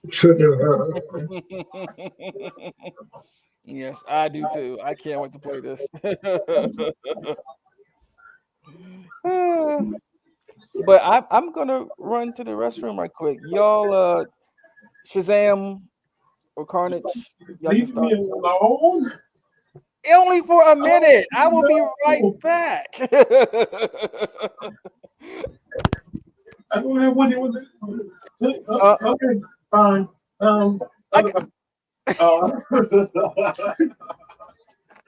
You got it. Okay, so since we're talking about Fantastic Four, the dynamic duo went to go see the Fantastic Four together. But us being old and working, we both fell asleep on the movie. Yeah, I want maybe the first, maybe 40 minutes of it. Yeah, and I caught like the first 15, 20. Yeah. And woke up at the end. Yeah, I woke up and I woke up when the grand finale and the boom happened and everything, and I woke up and I was like, damn, I missed the movie. And I kept looking over thinking he was awake. That being said, wait, I didn't even see what Galactus looked like. No. I saw the first part. I saw the first part when they went to see him. When they went to space to see him. Oh, but you fell asleep before they actually met him. Yeah. No. Because he asked for their baby. Oh, because you didn't see his full body. Yeah. Oh, okay. Yeah. All right. So that being said, what was your impressions of the movie from the moments that you remember? So off the rip, I like the movie versus the first Final Four or whatever. Fantastic Four stick or whichever one we got last. Yeah. And Michael B. Jordan as Flash Yeah. It was they tried it.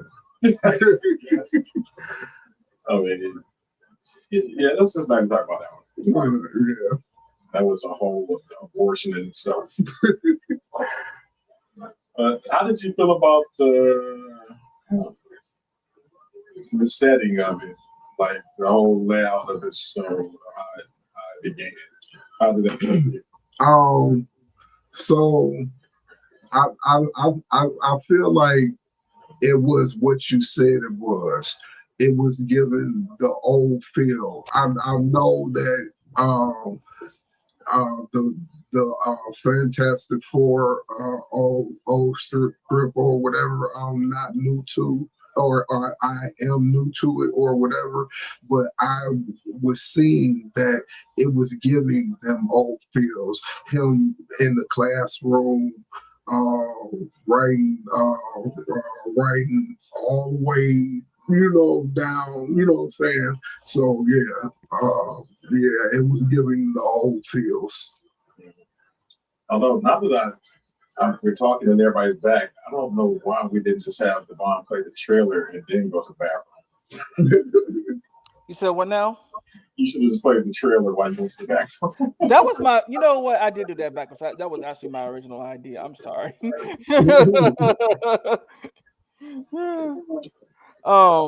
But yeah, that was actually my original idea. I don't know why I did that backwards, but okay. No, we got some good good footage. Me and some Sam. Of the back of your eyelids, because I heard someone fall asleep. No. Yeah. Wait. I paid $30 for my ticket. If I wanted to sleep or whatever, I paid for that comfy chair. Right. Wait. Did you see it in IMAX? No. Oh, I'm about to say $30 for a ticket. God, who robbed you? No, the VIP. Tickets. Oh, and the VIP was nothing but a border around the seats. Yeah, they're like a couple chairs that spaced apart, and they have like privacy partitions and shit. Yeah, and you can move the center panel so you can like get close and all that kind of stuff. You got little tables on the side. You know what? You make me want to show my video now of when I went to go see it.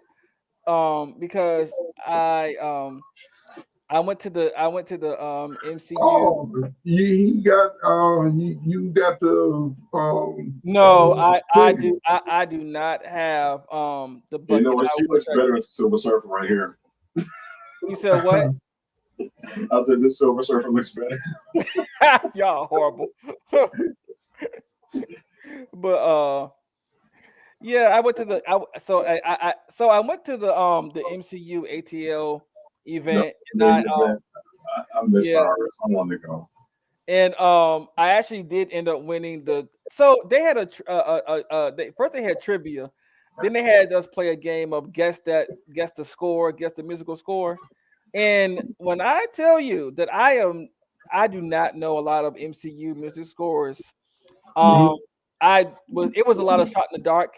Only one that I did know, I think it was when I got right away. The Galaxy of the Guardians, from the first movie, I got that instantly. I don't know why. And then the Spider-Man one too. But the rest were like shots in the dark. It was me and this girl.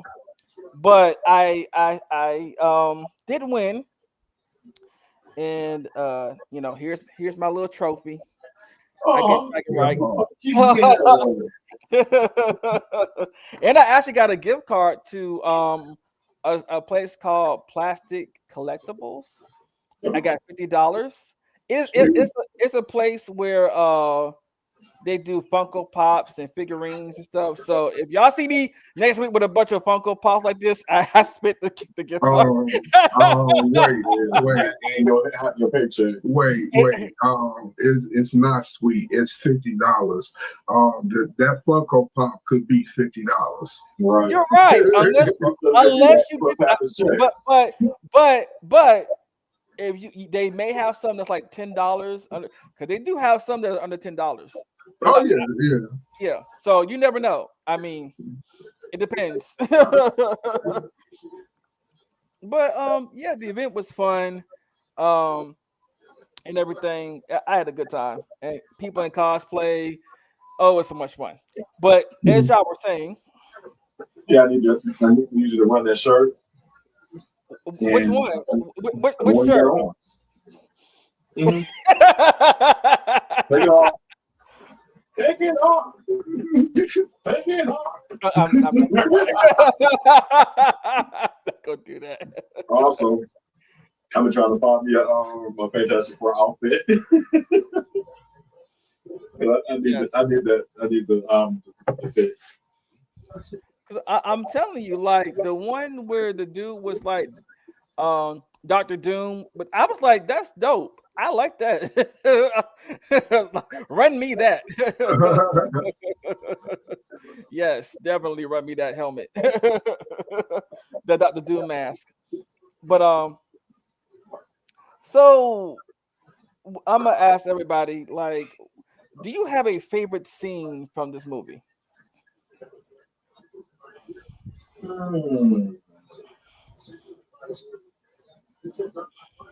don't know. Maybe the first introduction of Galactus. Yes.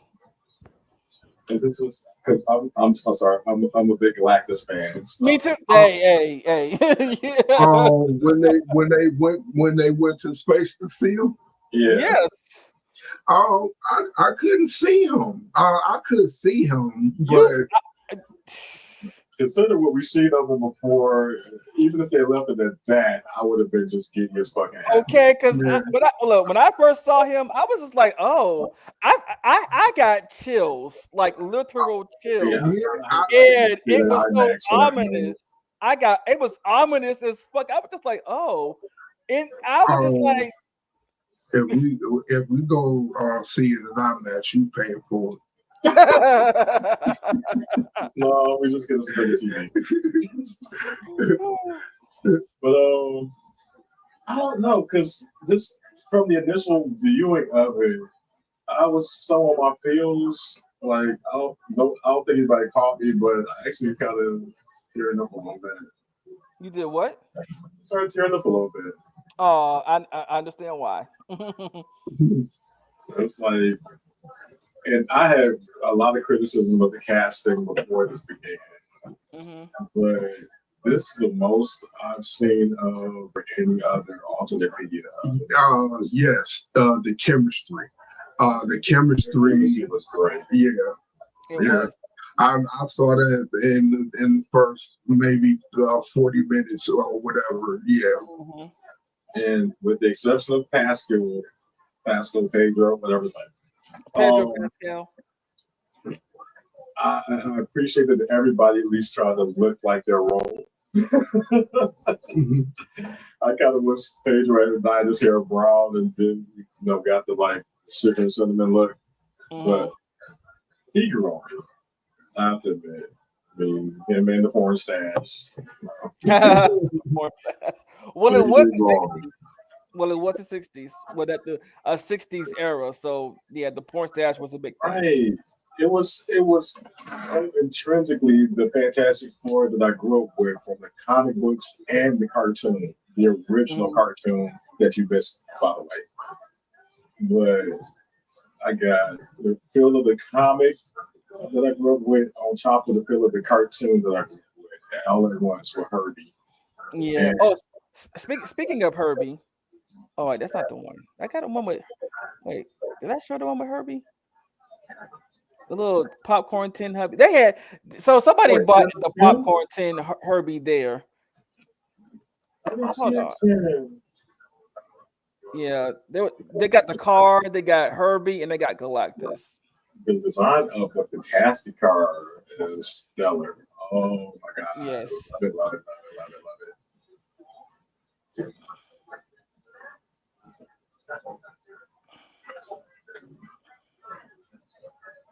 I'm still looking.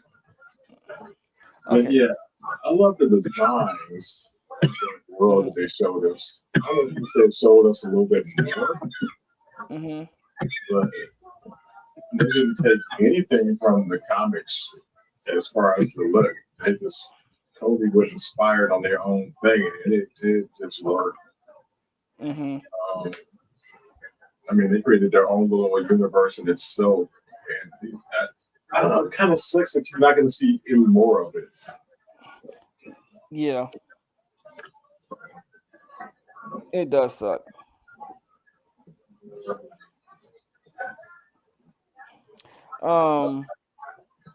So as in this, and also in this iteration of Fantastic Four. Ben was accepted. Like nobody had an issue with how he looked or anything. Like they normally do in other medias where that they think he looks like a freak or he looks like something that you should be scared of, and they actually showed that everybody accepted Ben. You know, So was I right in the movie? Somebody was looking wanted to get with Ben or whatever. the girl, the woman from the church or the orphanage. Yeah. Okay. Yeah. I'm not sure. But that was what you call it from what's her name? She played Birdie in What If. Oh, okay. And she also played Nichols on Orange is the New Black. And she also has her own show called Poker Face. Lorraine, it's Lorraine something. Yeah. Lorraine? Yeah. That's on my initial list here. But I'm not sure if I really got that she was interested in him from the jump. I got that he was. Mm-hmm. I got when he was outside or whatever, and they said lift the car or whatever. Right. Yeah. And I got that she was interested in him that then. Mm-hmm. I got that she was like really open and friendly towards him. But there's a scene that came later where it seemed a little iffy to me because he came back trying to like talk to her in some kind of I can't remember if it was like a party or some kind of gathering for some kind of event or whatever. But he approached her. It's like, oh, you're here. Why are you here? Did you come for the event? And she just seemed kind of a little standoffish for me. I'm not sure if just like a fail in the acting for that second, but it was giving that, oh, you're alone in this quest, and she's not really interested. Right. So you might have to sleep on that part. Oh yeah, definitely. Because he had grown a beard and everything, trying to look more distinguished for her. Yeah, I was like, wait, he actually has a brick beard? What's going on? Like, wow. What? Yeah. Like, wait a minute, he got a beard and everything. I gotta see him with this beard. Yeah. Let me pull it up.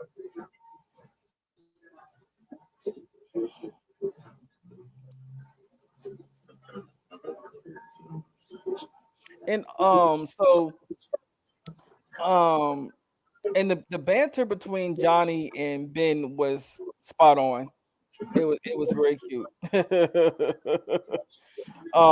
But I also like how they showed that Johnny is actually smart because remember, and he is an astronaut. So they didn't show him being like just a woman, a woman chaser or getting all with all girls. But he's actually smart. He got some brains to him, and because he actually deciphered her language. That's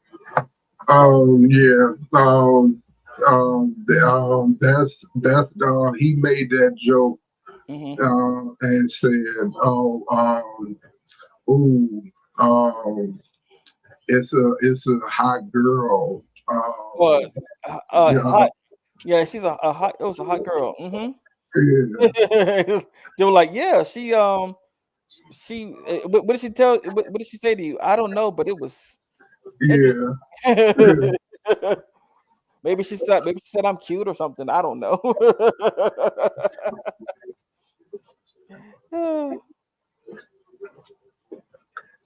And then what she actually said, die with yours.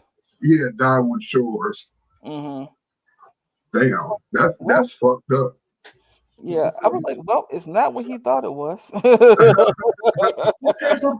was more warm. It was warm. And was it warm or was it? It was fuzzy. It was warm. Was I've it never fuzzy heard. or I've was never it been warm? told to die in a nice way. Nope, it was to die. Die with yours. Carnage. Oh, Turn around.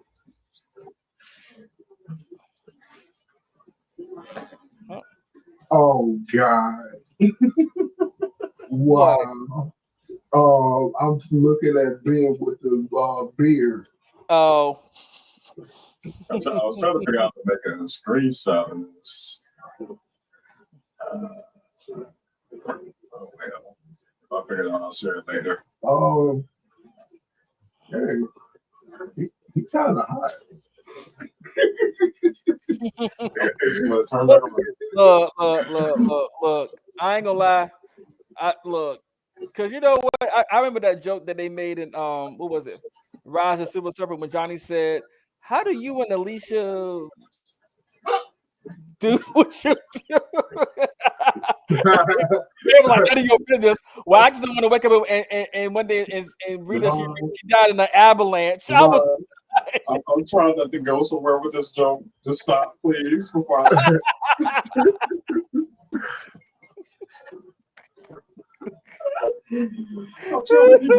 to be good.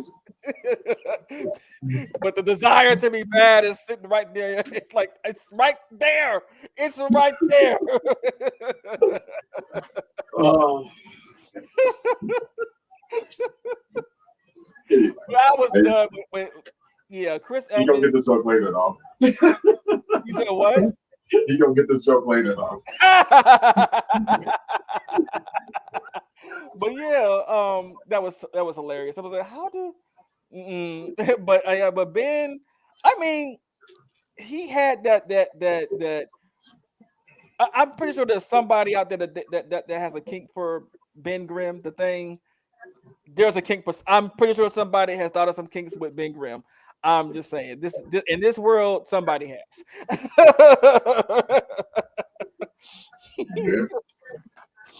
I mean, if we can do it with anything, could be a king. Anthropomorphic animals, yeah.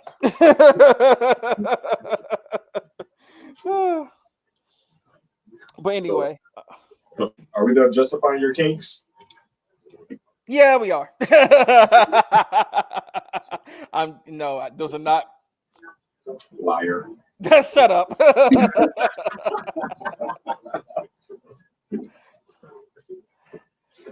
But anyway, so also let's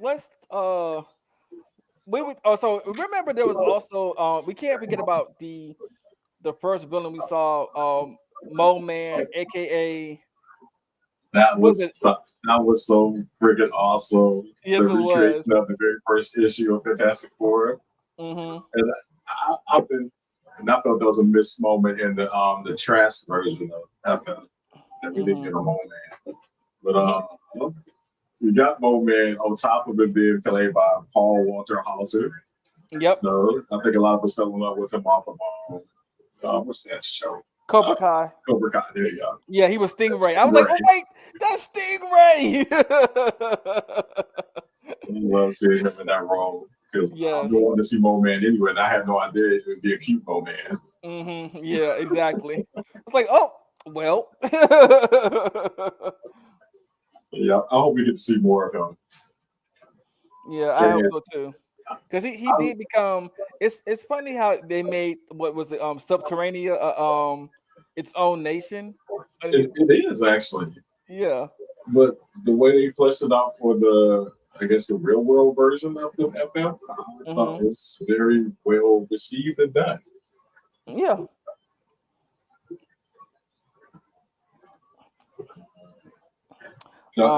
So I guess we're just gonna give general reviews instead of just doing trailer and stuff. What do you say? We're just gonna give like a general review rather than doing like the trailer and all that kind of good stuff because we've been talking for a while. Yeah, I mean, look, I mean, we could do. I mean, talk about whatever you want to talk about. I mean, this is like full spoilers. So yeah, review spoilers. Trying to think about. I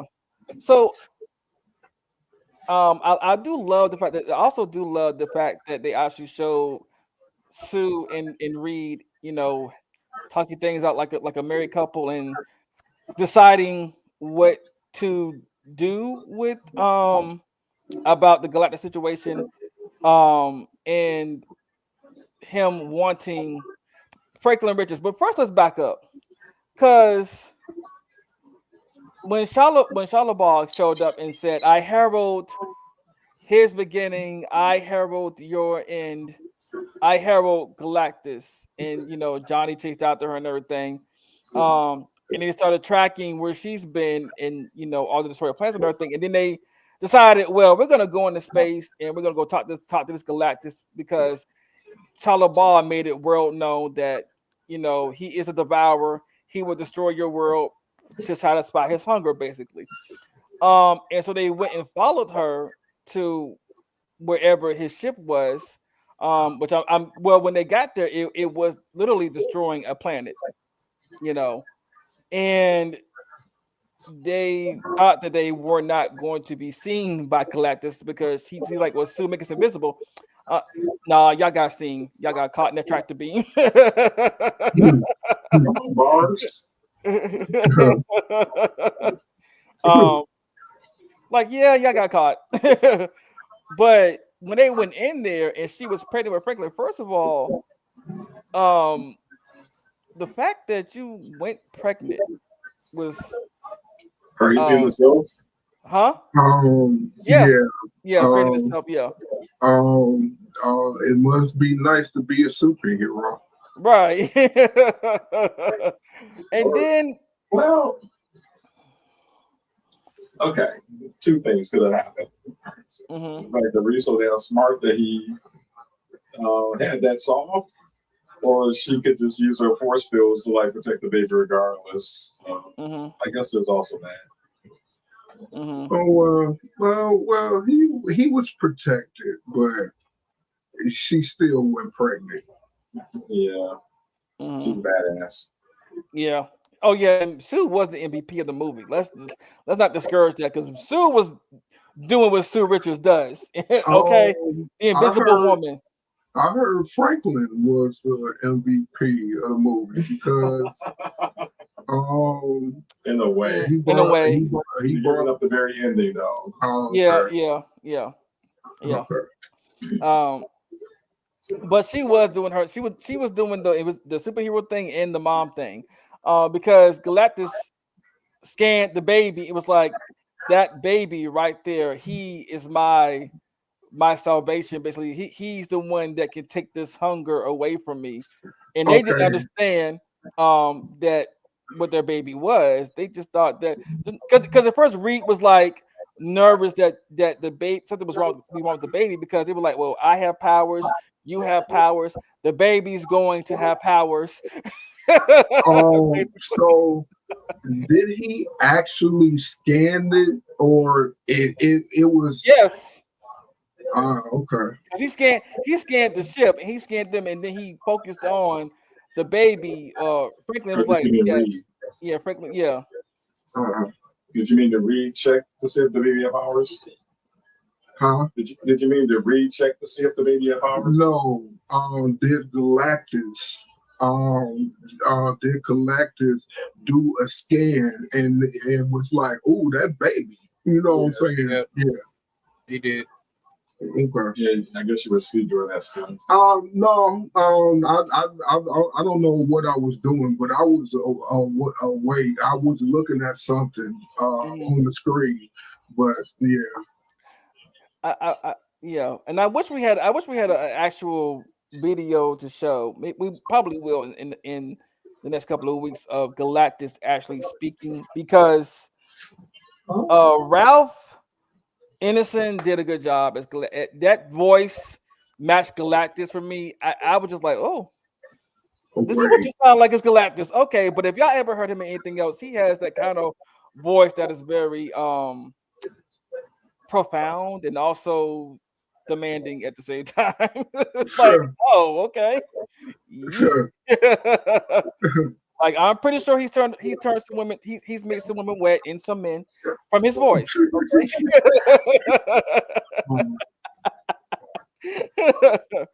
But wait. I know that. I know that Yale or whatever. Do you have video, Cole? I do, but I would have to make a clip so I can share it. Okay. Because I would be able to share the audio. But he scared Franklin. It's like he's the baby that can take away my hunger, and you know he wants Franklin. Like the whole he wants. I mean, does he want to eat the baby, or does he just want to take his powers? I was confused at first too because I missed the context. No. Yeah. Because at the end he said time. When he grabbed Franklin, he was saying, "I'm going to eat this baby," pretty much. Oh, no, okay. That's not what he meant though. No, that's not what he meant. To take his place. Yeah, he wanted the baby to take his place because I keep forgetting the writers who did it. But y'all remember in the comics, like one of the biggest moments in the comics with Franklin and Galactus, where Franklin comes from the future and Pikmin. Pikmin, thank you. When he's like he absorbs baby Franklin's or kid Franklin's powers and goes and resurrects a dead Galactus and pretty much says, "To me, my Galactus," and he makes Galactus pretty much his herald. And they end up killing a bunch of Celestials, but I think also at the end of that they actually fuse and become the new Galactus or something like that. Yeah. So basically, it's like they're trying to maybe say that Franklin will become he'll become like the new Galactus, or there'll be two separate entities, but like sharing the same powers, or like he'll be his hero basically. They'll never leave each other side. Because I think Franklin, what they're gonna try to do Franklin is, I think they're gonna try to make it to where his cosmic powers can actually sustain Galactus's hunger. So that he doesn't have to go out there and feed on planets anymore. But I also have another question I'll get to later. But yeah, so basically that was the premise of it, and the chase scene was dope too, because she was trying to chase the ship and not knowing that she is what was it, light speed? She's fast. Yeah. The sweet seeing her riding the cosmic waves. Yep. That was yeah, that was dope. So she's just as fast as the ship is, and she almost, because remember, and Sue started to go into labor in space. Like, wow, like of all the times right now to go into labor. No, that's the question I have for that scene. Did Galactus induce for labor? Right. Did he speed up the pregnancy? And I think he might have. Because he was doing something to her, and then all of a sudden she was ready to go into labor. And I don't remember seeing anything that gave a passage of time, how much time it passed between when we got announced the pregnancy to that trip into space. Yeah.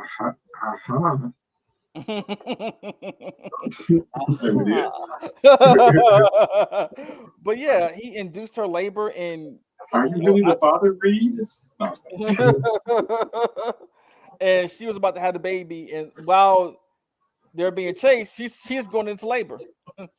And everything, and it took, I think, Ben is the one that delivered the baby, like when it came out, because Reed was in zero gravity.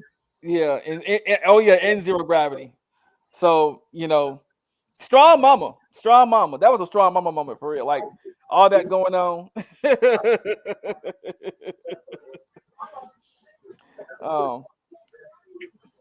But they ended up tricking her into a black hole, which I was like, So I'm not as knowledgeable with the power of cosmic as I got more now this movie came out, but I did not think anything could survive a black hole. But apparently, a Silver Surfer can. Oh yeah, easily. You can create black holes. Huh? You can create them. Oh, okay. Yeah. The power cosmic is pretty much the Ginsu knife of energy powers. You can pretty much do almost anything. Oh, okay. But yeah. So then they get back to Earth and they tell everybody, oh, and they pretty much land after they show up with Franklin. And the people ask, "Are we safe? Did you stop Galactus?" They were like, "Yeah." About that, he asked too high of a price. He said he would spare the Earth if we gave him our baby. And of course we said no. Right? Hell no! Like the Miss Sophia, hell no. And then, of course, everybody was like, "What? Why Right. am I not?" Right. You selfish bitch. Right. And this was the crowd when they said, "We're not giving up the baby." Mm-mm.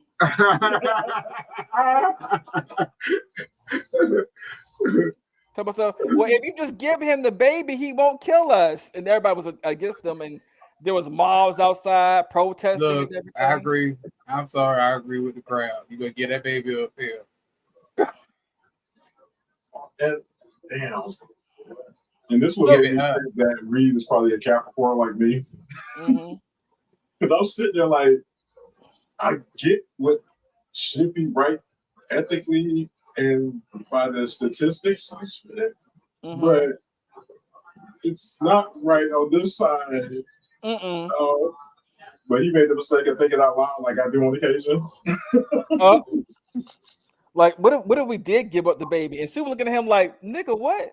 Right. For a split second, like, nigga, like what? Sue's records, she was like, oh no, this bitch did not. And then, I need you to cue my girl again. Right. Either him die now or die later. Either way. Yeah, Sue reached over, got her purse too, and walked out. Right, she would have. It looked like she was about to too. Feel like, save one child or save the earth. Right. It's not. I mean, it's not really a hard of a choice. But it goes into the whole ethical. It just so happened to luck out at the end. Yeah. Because the Silver Surfer could have just stayed out of it. Right. This is true. But and then after that, Galactus ended up coming, and everything. He was coming for Franklin, and then they made the plan that at first they were at first they were like, well, what if we could move Galactus to another part of the galaxy? And they made those towers that they were like, well, to make it, because remember Reed was experimenting with teleportation. He was like, well, we can build the towers. These are materials that when he took the whole world came together and built the towers.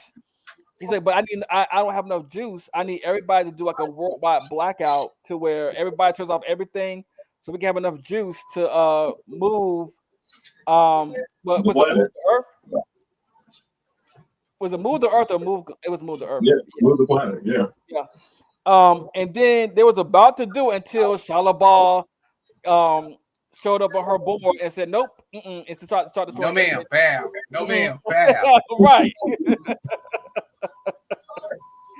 And so she's coming for the tower. No, she's coming for Franklin. And they had one left in the one in New York. They had one left. They're like, okay, well maybe we could just use this one to move Galactus light years away. It'll take him 1,000,000 years to get back to the Earth. And I'm like, I wonder if that was like an actual accurate calculation, because this is a cosmic being. So I'm like, no. First of all, they tried to switch the baby out, like Galactus ain't gonna right, like he won't gonna know. Like that part too. I'm like, y'all really tried to fool Galactus with this one? Okay. Like he wasn't gonna know. But that's not that new baby smell. Right. this ain't right. This ain't like, baby. I sensed. Wait a minute. I mean, you must forgot he can scan. He can scan the baby. Right. And then when he first got on Earth though, he was in his chair and got up. I was like, yes, we have Galactus. Galactus has landed. Yes. Yeah. That might have been my other favorite scene, though, to see him just full body landing on the earth. And that's what I wanted to see. Were you awake for that scene? No. No. Oh, dang. Okay.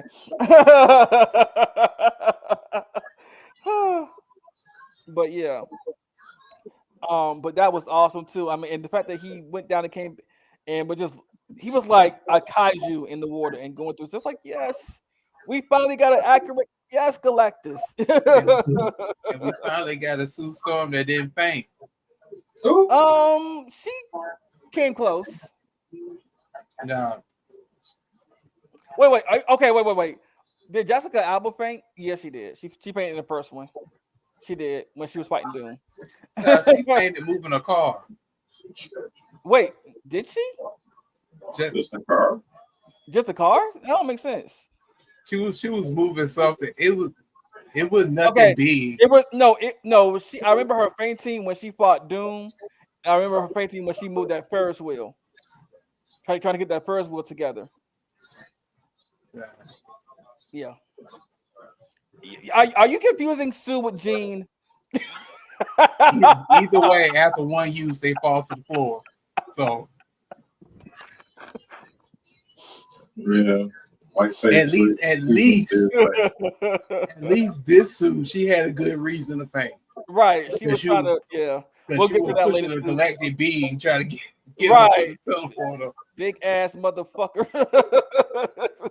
So when she did that lean back, did she do that herself, or did they have support? Because if not, she is the limbo queen. Right. It's like, is that a practical effect? Hey, is that? Come on, Michael Jackson. You missed this move. Ty says, Scott. He go laugh. No, it's Reed. Not Scott. It's Reed. Reed. I mean, but to be fair, Susan does call Reed a lot too. In some cases, like on the cartoon, she called his ass a lot. I know he like this bitch. In the cartoon. Yes, in the cartoon, she really did call his name a lot. She really did. For not because she was fainting or anything, but just because something was happening. Yeah. Yeah. And I know Reed. And I know almost got stretched into a jump rope. Oh yeah, that part when he took him in. I was like, you know what I thought of when he did that? I said, is he about to get multiverse of madness? Is he about to get turned to spaghetti? I thought he was about to snap like a rubber band and was popping away. You know, it'd be funny that he didn't whip them around. You know how you, as kids, you whip the string around and you pull it tight so it spins. Right. Oh, and there was a meme going around about Vanessa Kirby wearing Mr.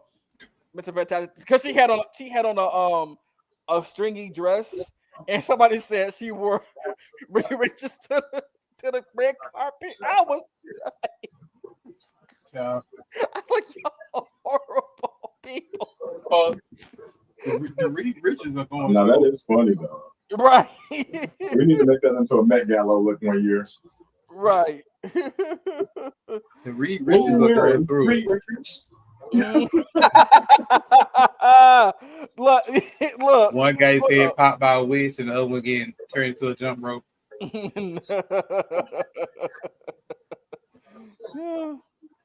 Well, that one got turned to the big league chew, didn't he? Right, because he was getting stretched for his life. I was like, God dang. I was like, how stretchable is this dude?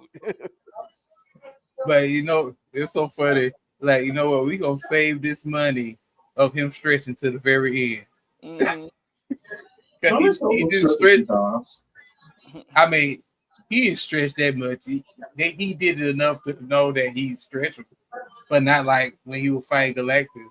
Mm-hmm. Well, less was more because it didn't look cheesy at all, and I enjoyed it. Right, because they saved it to the end. They had like, okay, we're gonna save this amount of budget for the end of the movie, for the end of this movie, and we're gonna make it look amazing. Yes, he got stretched, but that she's wearing Reed Richards. She's wearing see a little right, for the multiverse of madness. Just see a little head to pop it up. Yeah, let's read from the Scarlet Witch universe. But yeah, and then we get to the point where because the idea was to, like, of course, move him from the Earth to another part in space, and they were trying to do the whole trickery thing, like with the whole. But then when he got to it, he was like, wait. He started scanning again. It's like, oh, there's Franklin. And they tried everything. He was like, Reed, he know that's not the real baby. There's no baby in there. It's not the real carrot. And that poor little robot was scared for his life. Right. I gotta y'all got me baby. I can't do shit. Right. So we gonna give a shout out to Herbie, because Herbie, man, they make a real one so I can get it. I need a droid like an electronical Herbie for real. But Herbie was like, what do I do? Poor little thing, scared for his life. But he's like, and then of course Gladys came and got Franklin, and and then Johnny was like, say the thing, Ben. I'm not saying it. Say it, Ben. Say the thing. Say it. Okay, it's clobbering time. I was surprised it could actually hurt Galactus like that. I'm like, because normally when we see them fight Galactus in cartoons, it's like it don't really face him. So it's like, okay, they doing some damage a little bit, here and there. I mean, not really. Right. They doing I something. mean, they're more of an annoyance than them hurting him. Yeah. I mean, Johnny did totally flambe. I mean, he was just like, whatever. Right, yeah, he did shoot him in the face with fire. Like, oh, is this supposed to burn? It's more like a heat lamp. Yeah. Yeah, he got the baby. Susan like, my baby. Like, and she was like, oh, my baby. Mode. And she was, not she had that force field doing some. She was doing it. She was getting some damage done. She was knocking him back and everything. Get the baby. Don't worry about me. Like, Mister, I am Miss Fantastic. Right, I am the invisible woman. And then she, pretty much sacrificed her life to save her baby. And then Franklin saw mommy was crying. I was like, I was thinking the whole time, like, if y'all don't put Franklin on top of Sue, you bring her back to life. I'm like, I know this was gonna happen. First of all, y'all doing this long pause like we don't know she gonna wake up. Right.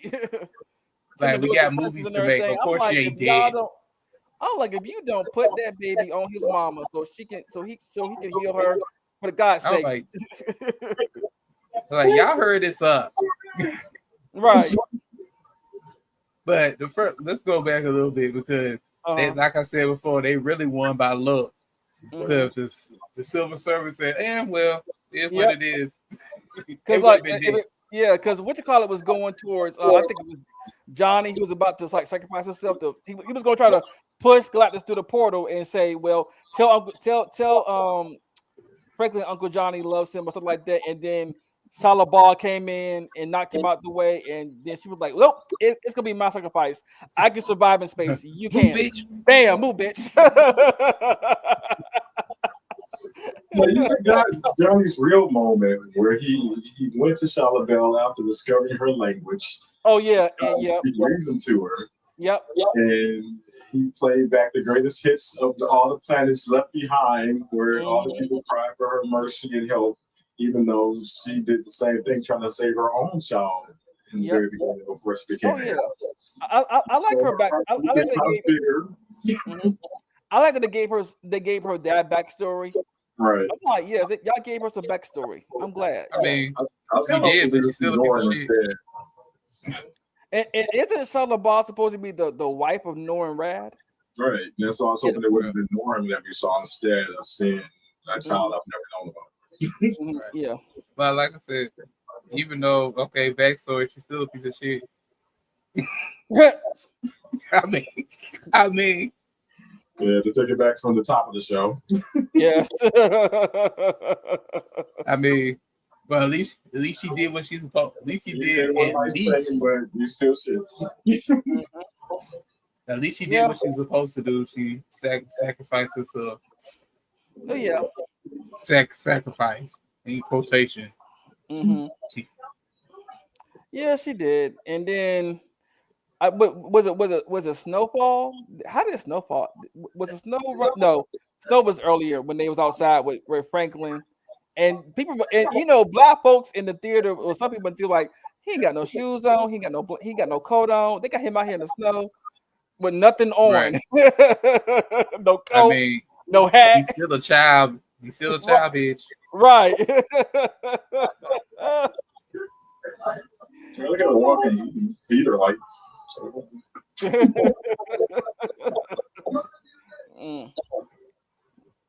But I also like to see.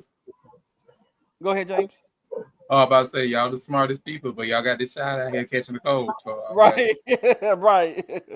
But I did like the scene too where Reed was worried about what he was gonna look like, and Sue made her belly invisible and said, "See, he's normal. He's perfectly normal. Ain't nothing wrong with him. Nothing abnormal." Please, she was like, "Look, I'm tired of these damn tests. Right. Here. This is what the baby look like. Leave me alone. Yeah. Right. Yeah. Stop doing these tests." That baby was way too developed for how old he is, but okay. Right. Like he grew fast. Like, wait a minute. This ain't no normal baby now. Right. He's the baby from Invincible. That's what's going on. Not the baby from Invincible though.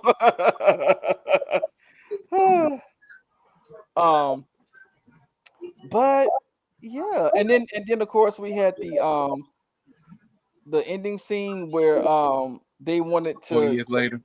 No, not the post-credit scene, but in scene where they wanted Franklin. They're going to introduce Franklin as the Fantastic Five, and they had the little baby onesie with a 5 on it, and Sue was like, "No, we're not wearing that." The cheap shit. It was so cute. I went to the markets. I used to buy superhero onesies for my kids. So, yeah, it too was like, "No, we're not doing that." I was like, he was like, "Okay, I'll tell the post that we're not." Look, the black lady already knew. Right, the black lady already knew that shit was like, look here, I gotta do my job. They told me to show you this. To ask you, do you want to put this on? And she was like, "Nah." Right. No, okay, I tell him. Because she already knew it was gonna be a no. Right, she already knew. She like, but I have to do my job. So right. And so then we do jump to 4 years later where Sue is reading a book to Franklin, was reading him a story. And it was what it was like the I forgot what the book was. It was supposed to be the same book Professor X was reading or teaching from in X-Men, the origins about humanity. About yeah. Like he's a genius child. Of course, he's gonna be a kid and have like a cartoon book, and he's gonna have like right. And then they said, Herbie, get his favorite book.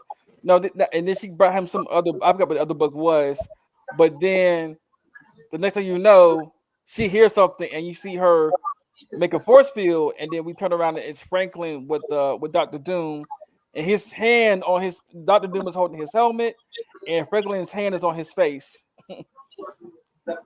So now we have the beginnings of Doomsday, Avengers Doomsday, I guess. Yeah. The starting point, maybe. And it also go ahead, Shazam. Like I said, I know that scene was directed by the creators of Avengers Doomsday. Mm-hmm.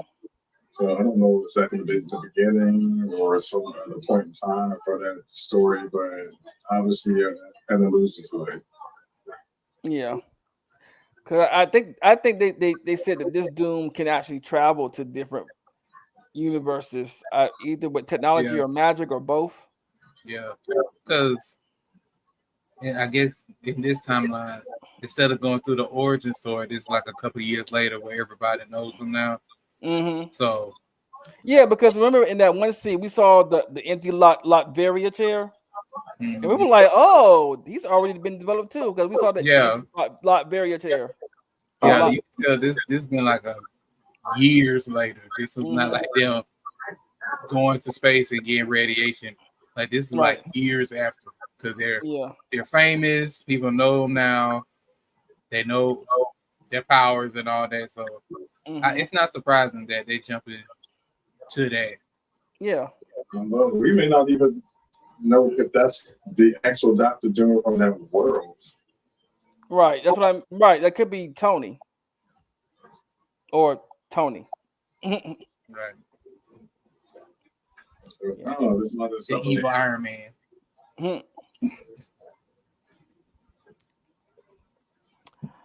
So but that is. I'm surprised y'all fell asleep because this movie was very short. It was so exciting too. I'm like, I'm sitting there excited and like, how y'all fall asleep? Well, for me, I didn't have too much of a choice. I went to see it when I shouldn't have. Okay. And he had worked like a late night shift the night before. But it's the only time I can get us tickets to see it. Okay. I was expecting this movie to be like 2.5 hours long. No, it was like short and to the point. It was like, oh yes. Yeah, it was like an hour and 40 minutes. I mean, it's a good start to Phase 6 of the MCU now. Yeah, it was a very tight movie. Like they really jumped. Like they really paced it out pretty good. Yeah, also well written in general. Well written, well paced, well casted. It's like there's not a lot of complaints I can have about it. I mean, there's like only one real plot thread that was just weird that was never handled correctly, and that's it. Oh, and John missed the plot point that didn't get handled. The what point? The plot point that got missed. Which one was it? So how did Ben grow that beard? Oh yeah. And if he can grow a beard, how does he shave it? Well, remember before he was using that right. He had that standard thing that he sends it down. Yeah, he sends it down. Yeah. Because you remember when they were building the thing to transport the world. Yeah, and the power cut out. The power went out. He had the thing in his head. Yep. In the mirror. Yeah. Yeah. Okay. So it probably something remade for him. What Texas does Brick hair have? You said what does? What texture does Brick hair have? I guess brick. I don't know either. I guess that would be my assumption. Should it be like moss? Because that would make more sense. No, it's a little more like spikes. I don't no. And how come there's none on the top of his head? Because it's not like he was bald. Yeah, we don't know. I mean, that is an interesting question though. Like okay, if you could grow a beard, yeah, he should have had hair on the top of his head too. But maybe I guess you could say his bra is hair. Maybe that's where they was going with it. But I never knew him have a unibrow either. So I mean, look, all we know, he could have shaved his head before he got to his beard. Right? Yeah. I guess. Because it showed that he do shave, so yeah. Could have shaved his head by the time he got to the beard. The lights went out. Yeah. I don't know why he don't keep it. He looks better with it to me. Yeah, he does. Yeah, apparently he's shaggable. I'm gonna walk in and watch some Ben Grimm for him. And I guess we ain't really talk about this either. What I really like is the uniform and the clothes, especially for Ben. Like they made it fitting for his, for his body type. Like he didn't look like, oh, I'm trying to hide, like the old Fantastic Four. Like he was so ashamed of himself. He felt so ugly. Yeah, he wore like these trench coats and stuff like that. Like, no, he dressed up. He had on dress pants, a belt, a shirt, some nice shoes. You know what I'm saying? He do. That's the one complaint I do have about the characterization of at least Ben. He seemed way too well adjusted to his condition. That's why. And it's always been a thing that he's dealt with major depression and insecurity because of his looks. But that's the thing. This is kind of like a time jump. This is not like the origin story.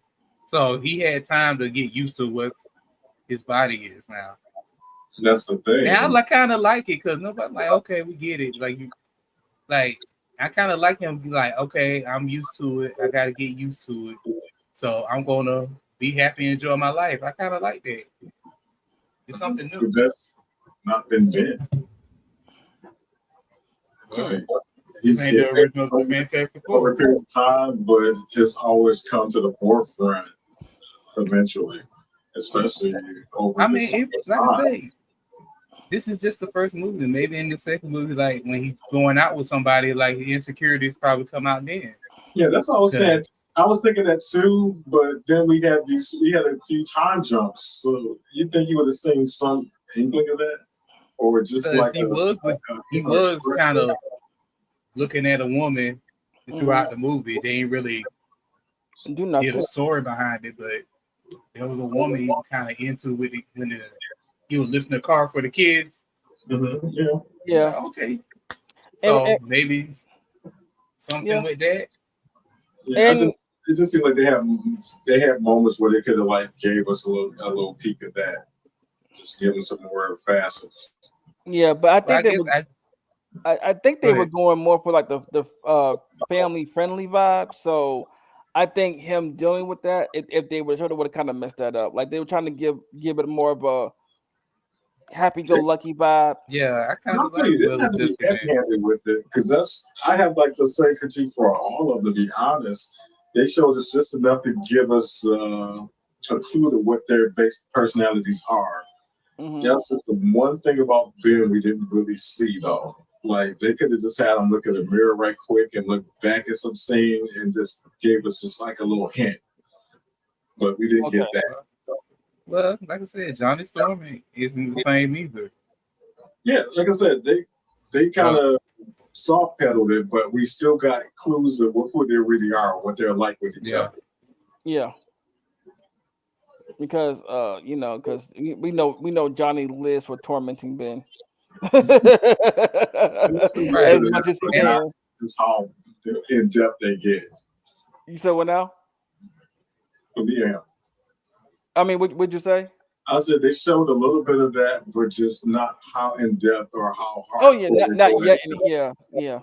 Like they usually be destroying the household, just getting at each other. Right. But like I said, I think if they did all that, it's been a longer movie, which would have been more drawn out than what it needed to be. I think it was a good type movie. I mean, I give it a 9. I give it a 9 out of 10. Yeah. Go ahead, James. I was about to say I give it an 8. Yeah. I thought the C Joy earlier who could be. He gives it a B plus A grading somewhere in there. So he was like pass this along. I give it a grade A, B minus, B plus. I was like, okay. That's what I'm saying. B plus, A minus. I'll say A minus. But yeah, I mean, I just hope this is a trend. Like 2 great comic book movies in the same month, in the same year. In the same in the same month too. But I mean, I hope that they keep this energy going with their projects in the future, because I do know that after Secret Wars, it's supposed to be like they're gonna reboot the MCU. That's their reset button, or they're not gonna reboot. They're gonna reset it. That's their big huge reset button after Secret Wars. So like okay, all right. I just hope after this, maybe after Fantastic Four 2, that we'll see that there's going to be a Power Pack movie in development, and then I'll just really be happy. Power Pack? Yes, Power Pack. I'm not familiar with that one for some reason. Yeah, no. Everyone should. And I think Disney's missing a major opportunity not putting them on the screen. But yeah, just to give you a hint, Power Pack is the team that Franklin joins as a kid. Okay. But I mean, there's a lot of room for a lot of potential things to happen, going forward, because I'm still trying. I thought about this the other day too. I'm like, are they? Are they ever, or would they ever try to get Agatha, the ghost Agatha, to actually help and train Franklin in the future? Would they actually do that now that things are different, like way different?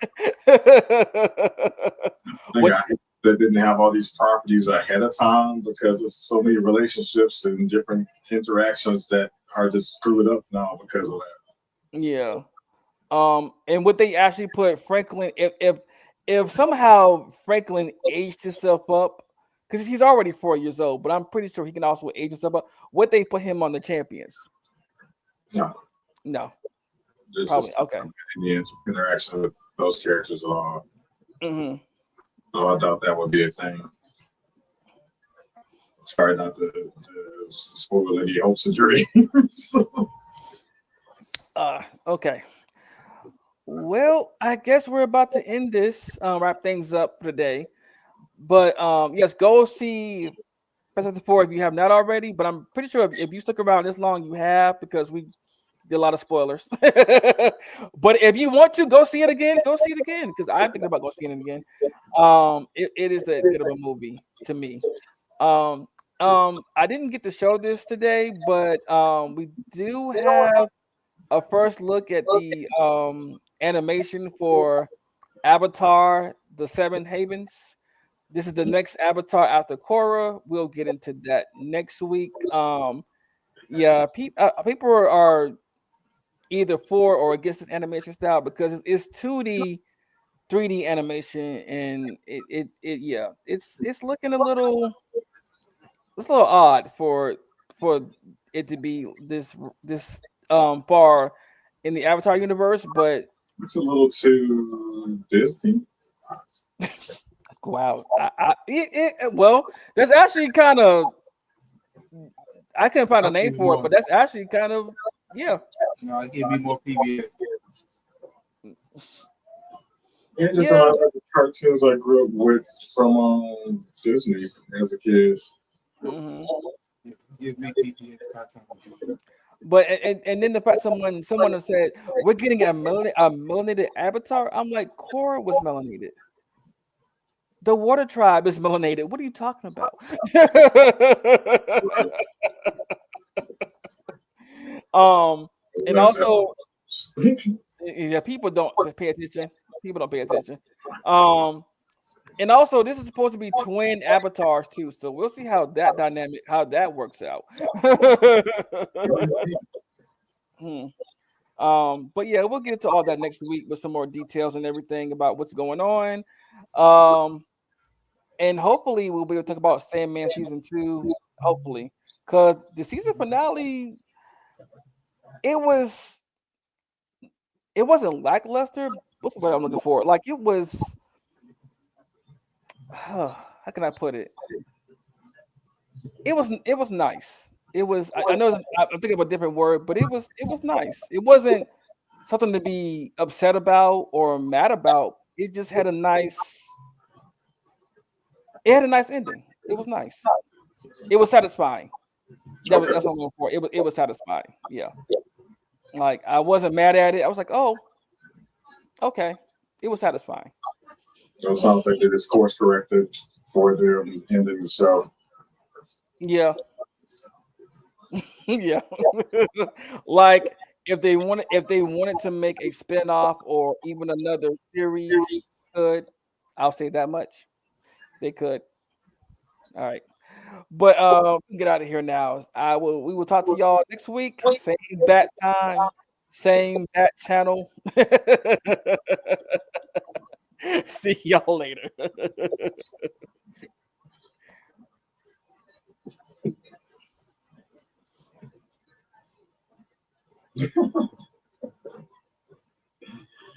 I guess you go. All right. Well, you have a good one. All right, nah. That's good. All right.